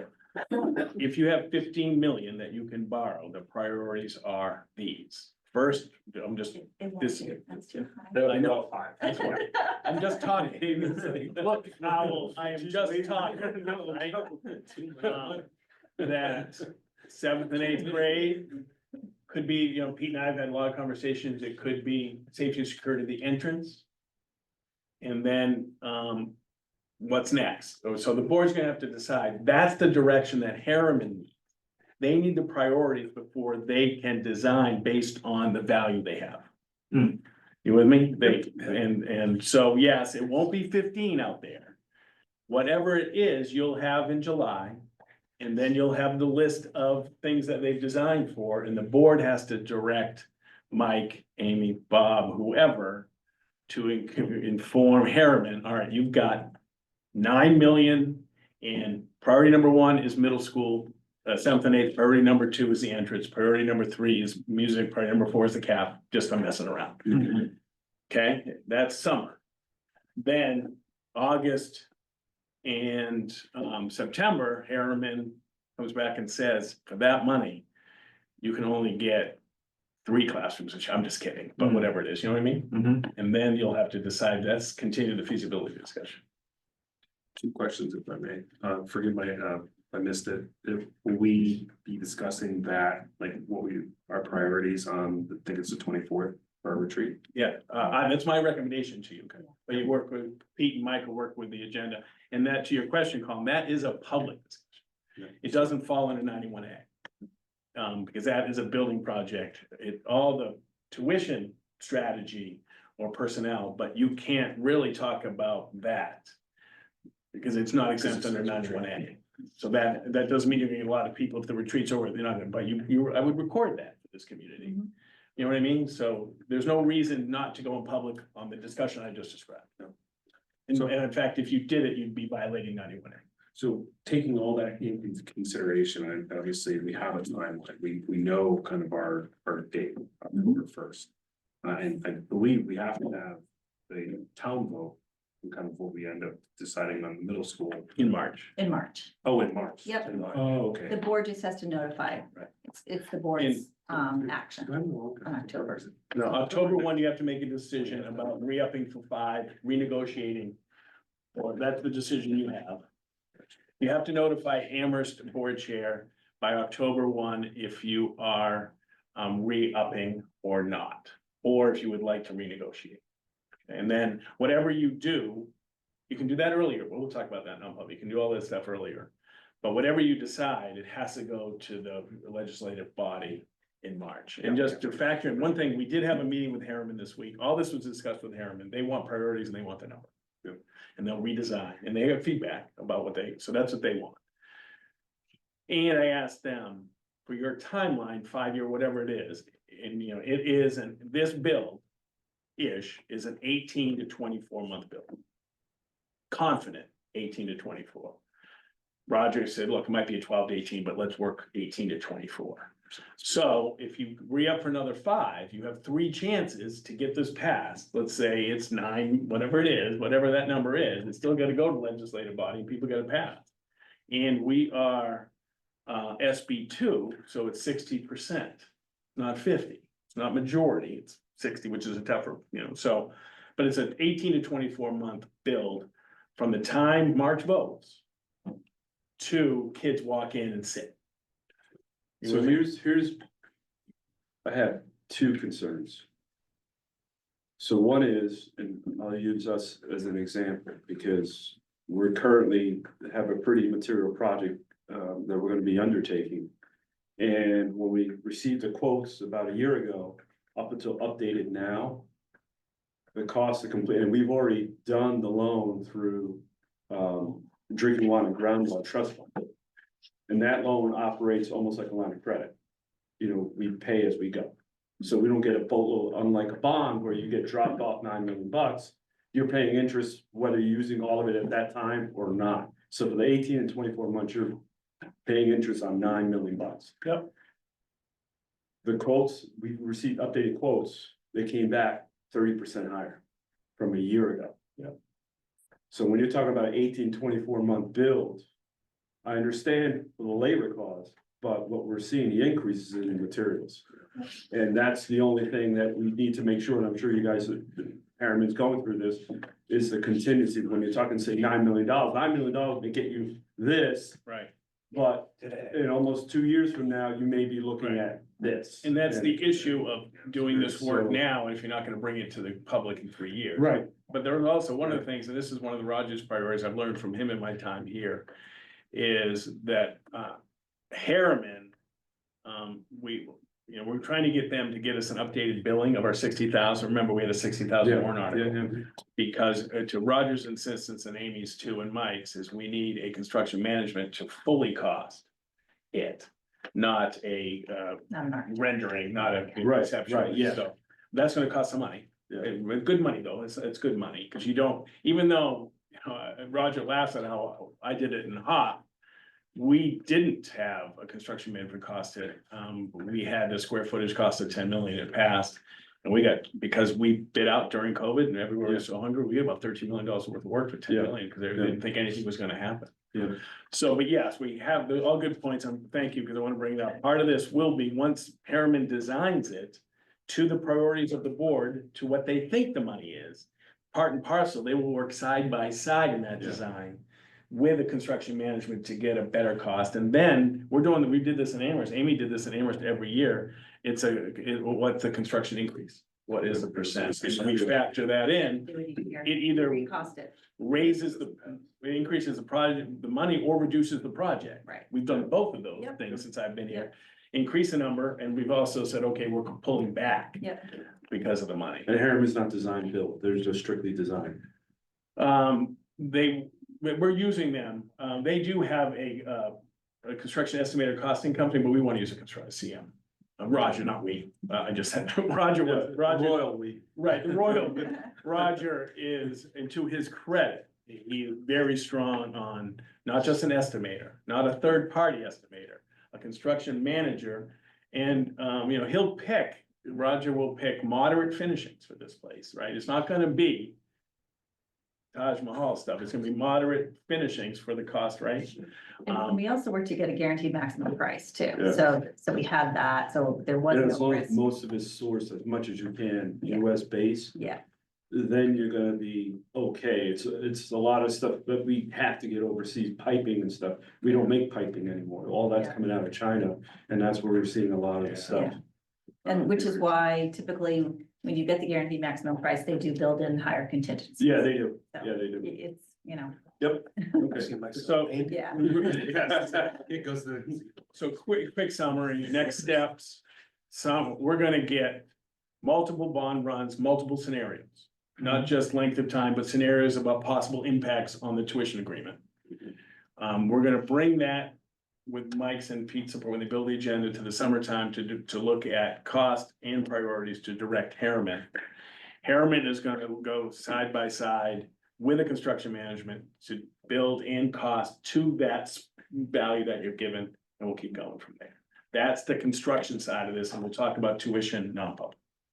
Cool beans?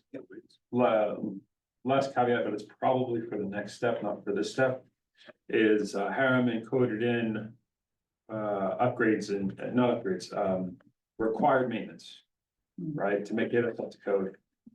Roger's already tackling those steps to get us up to code. Yep. Just want to make sure that Harriman gets the updates, so we don't get quoted for things that Roger's gonna fix cheaper So for that. and you'll decide this when you direct Harriman the scope of the bill to the value. Okay. Because the scope to the bill to the value will not be $1 million worth of maintenance. Because if we can get it close to tuition, then the regular maintenance value that you would have spent anyway goes. But that's all you guys, that's all the board, and Melissa will work on that in the summer. But we know that you're not gonna be able to do, you know, the whole project was in the 20 millions, remember, this, that Harriman percent, that's everything. It won't be that, but, you know, you will decide what the priorities are, that's what you're elected to do, you'll do it, you'll listen to wonderful people, and you'll look at what they can build for what the money you have, and then you figure out how much money to go beyond. Everybody okay? All right, that's the facility stuff. Comment on that in a second, should I wait? I just have two quick questions. Is that okay? Yeah. Okay. I just curious, I don't know if I'm asking this right, is there an impact to home values, do you think, if Amherst decides to upgrade their middle school? Does that positively impact home values, you know, in Amherst over Mont Vernon? Or, do you expect a K-8 here to have positive impact, or is that something that you can't really tell? With home value, Yeah. I suspect it's going to be a push. Mhm. As many people who, you know, want K-8 will come, and some people who will want more expansive, and we'll go, I don't know, we'll get one way or another. Right. Except maybe the sample through a survey will be representative of people coming in. So just to remind, I've said this at all the presentations, the conditions that started this work was an $87 million bond. Right. That those conditions have not stayed. They Right, are, right, right. they have not. And this is all public, you can look at, there has not been a meeting of any group, public group in Amherst looking to bond the middle school. Okay. In the last, since I've been here. Right. After that was done, Yeah. that was done kind of before, but since I've been here and involved, there has been not one comment encouraging any bonding of middle school work. Was it defeated twice It's in? been, so the full project I defeated once, Okay, and then a Clark only, and then a modified Clark. okay, Sorry, modified Wilkins, then we get Clark out of it. okay. And then my other question was, I think you at the parent informational meeting had talked about, if the board votes to leave Amherst or not continue the contract, but then the bond is not approved in March, is that what it would be? There's this kind of like liminal space where like, do you have a contingency plan? So there is a multi-year separation. Okay, right, So the kids who are in 7th and 8th grade will stay, so you have 2 years Mhm. in some respect. So there is, and that doesn't mean Amherst won't take them. It just means you don't have an agreement with them. okay, So, and Amy and I've done some research, we'll talk about this. So the state, if you do not have a place for your 7th graders, Mhm. you could go to Hollis Brookline, you can go to New Boston, you can go to Amherst, right? Mhm. And you pay their cost per pupil. That's the state law. If you don't have an agreement, you pay where you're going. Do they go as a cohort or do parents decide? That's the problem, that you might have 20 people want HB, 20 Right. people want New Boston, 30 people who, well, we're running out of people. Yeah. So I run out of people. And then I did ask, we had, we'll talk about this, but we did get some legal consult about that scenario Okay. that we can talk about. Cool beans? Next up is board correspondence. That's, Just a placeholder. placeholder, you I got don't it. think we had anything. Item number 12, tonight's agenda is the Buildings and Grounds Committee.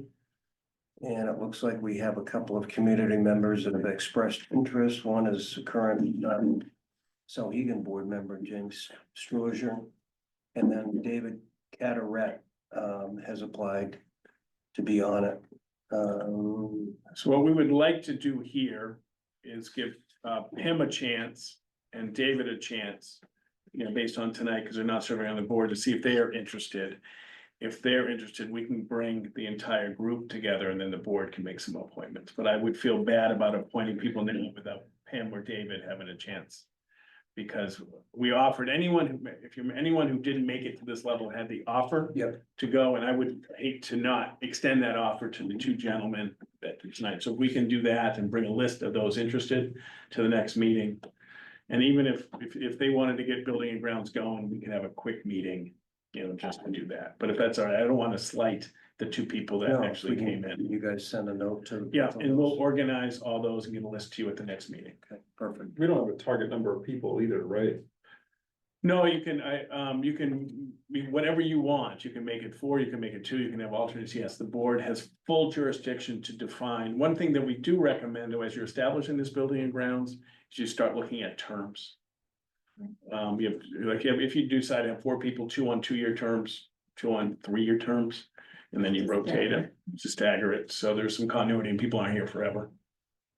That's something to think about. We are recommending terms in these types of, like, Ways and Means and Advisory Finances typically have terms, so we want terms in something like this. And they can always come back for another term, you know what I mean, but at least give them some rotation. So we'll make that recommendation once we have all the names. Good. And I wouldn't do a 1-year term, because no one wants to do it. I do a 2 and a 3, and then you can rotate from there. Cool beans? Yep. Next up, personnel, and I have a note for health insurance. Right, and this is a follow-up to the SAU meeting in which Health Trust.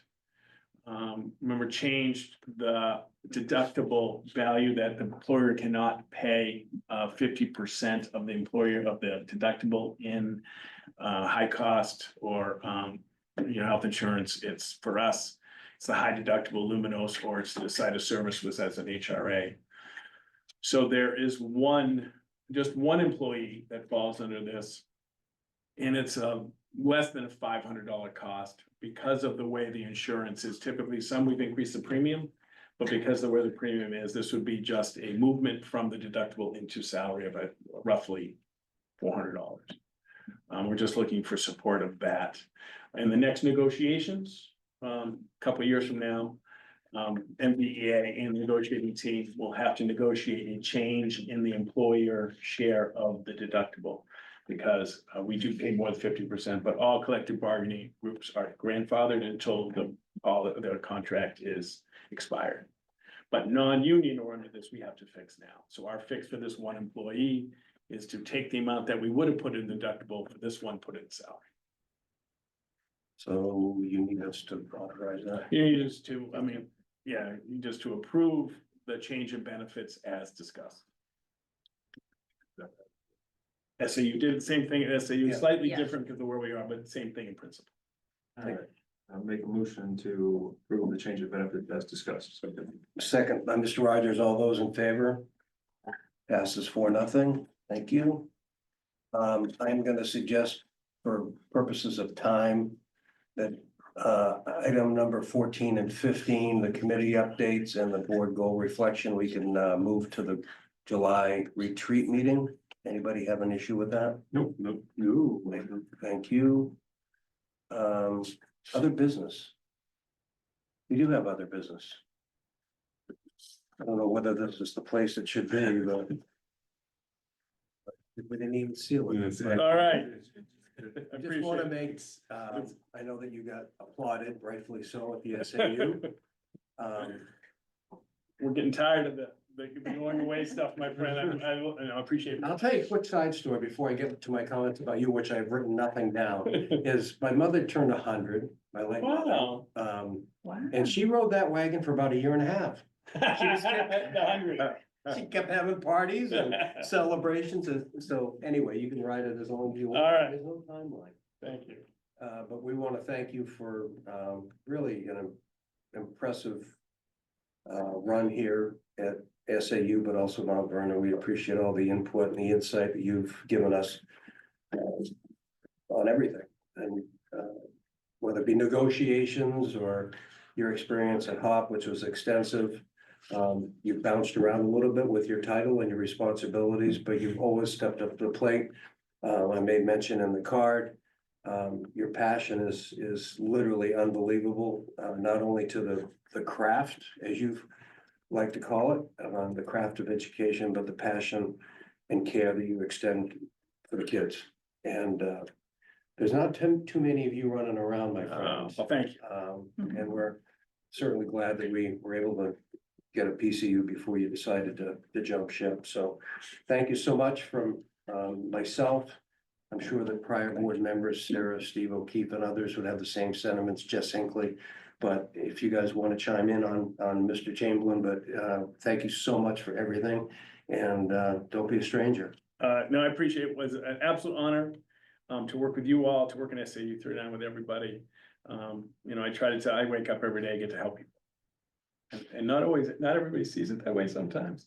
But no, I believe in public ed. I believe in SAU 39, and we have to make this work. Promise of public education has to be successful here, so it can be other places. And I appreciate your service, Pete, your guidance with me and all of your service. And it's been an absolute extraordinary experience that I'd be forever privileged and humbled by it. I appreciate the faith that these people bestowed in me in my multiple roles as a straight assistant and Adams, you know, acting for a while in the interim and then working with Mike last couple of years. So it has been an honor and privilege, and I thank you all for your support and all that you do. Well deserved. Let us know when you're coming. We'll have ice cream and Diet Dr. Pepper. That's it. I'll be here for And school. Twizzlers. I'll be here for I hear lunch. something about Twizzlers. Yes, Yeah. yes, Twizzlers. No, thank you all. So, but Appreciate it. thank you. Superintendent updates, we'll just kind of pass over that. Yeah, we are watching 306s and legislation, Mike's on it, and certainly policy stuff. And he also working on having just FYI, having a Souhegan Cooperative School District meeting in Mount Vernon next year. Because that used to be a pattern, so we'd like to come and do this sometime in November, December. Maybe at the new library, the hope is they're gonna have a community room, so maybe the Souhegan will be over there at the new library. But Mike wanted you to let you know that. We are up to public input, 2 of 2. Do we have anybody online? Just me. Good. And now I will take a motion to go into non-public so we can talk briefly about the tuition agreement situation with Amherst. And Melissa, thank you. I'll move to go to non-public under 91A3 IIK.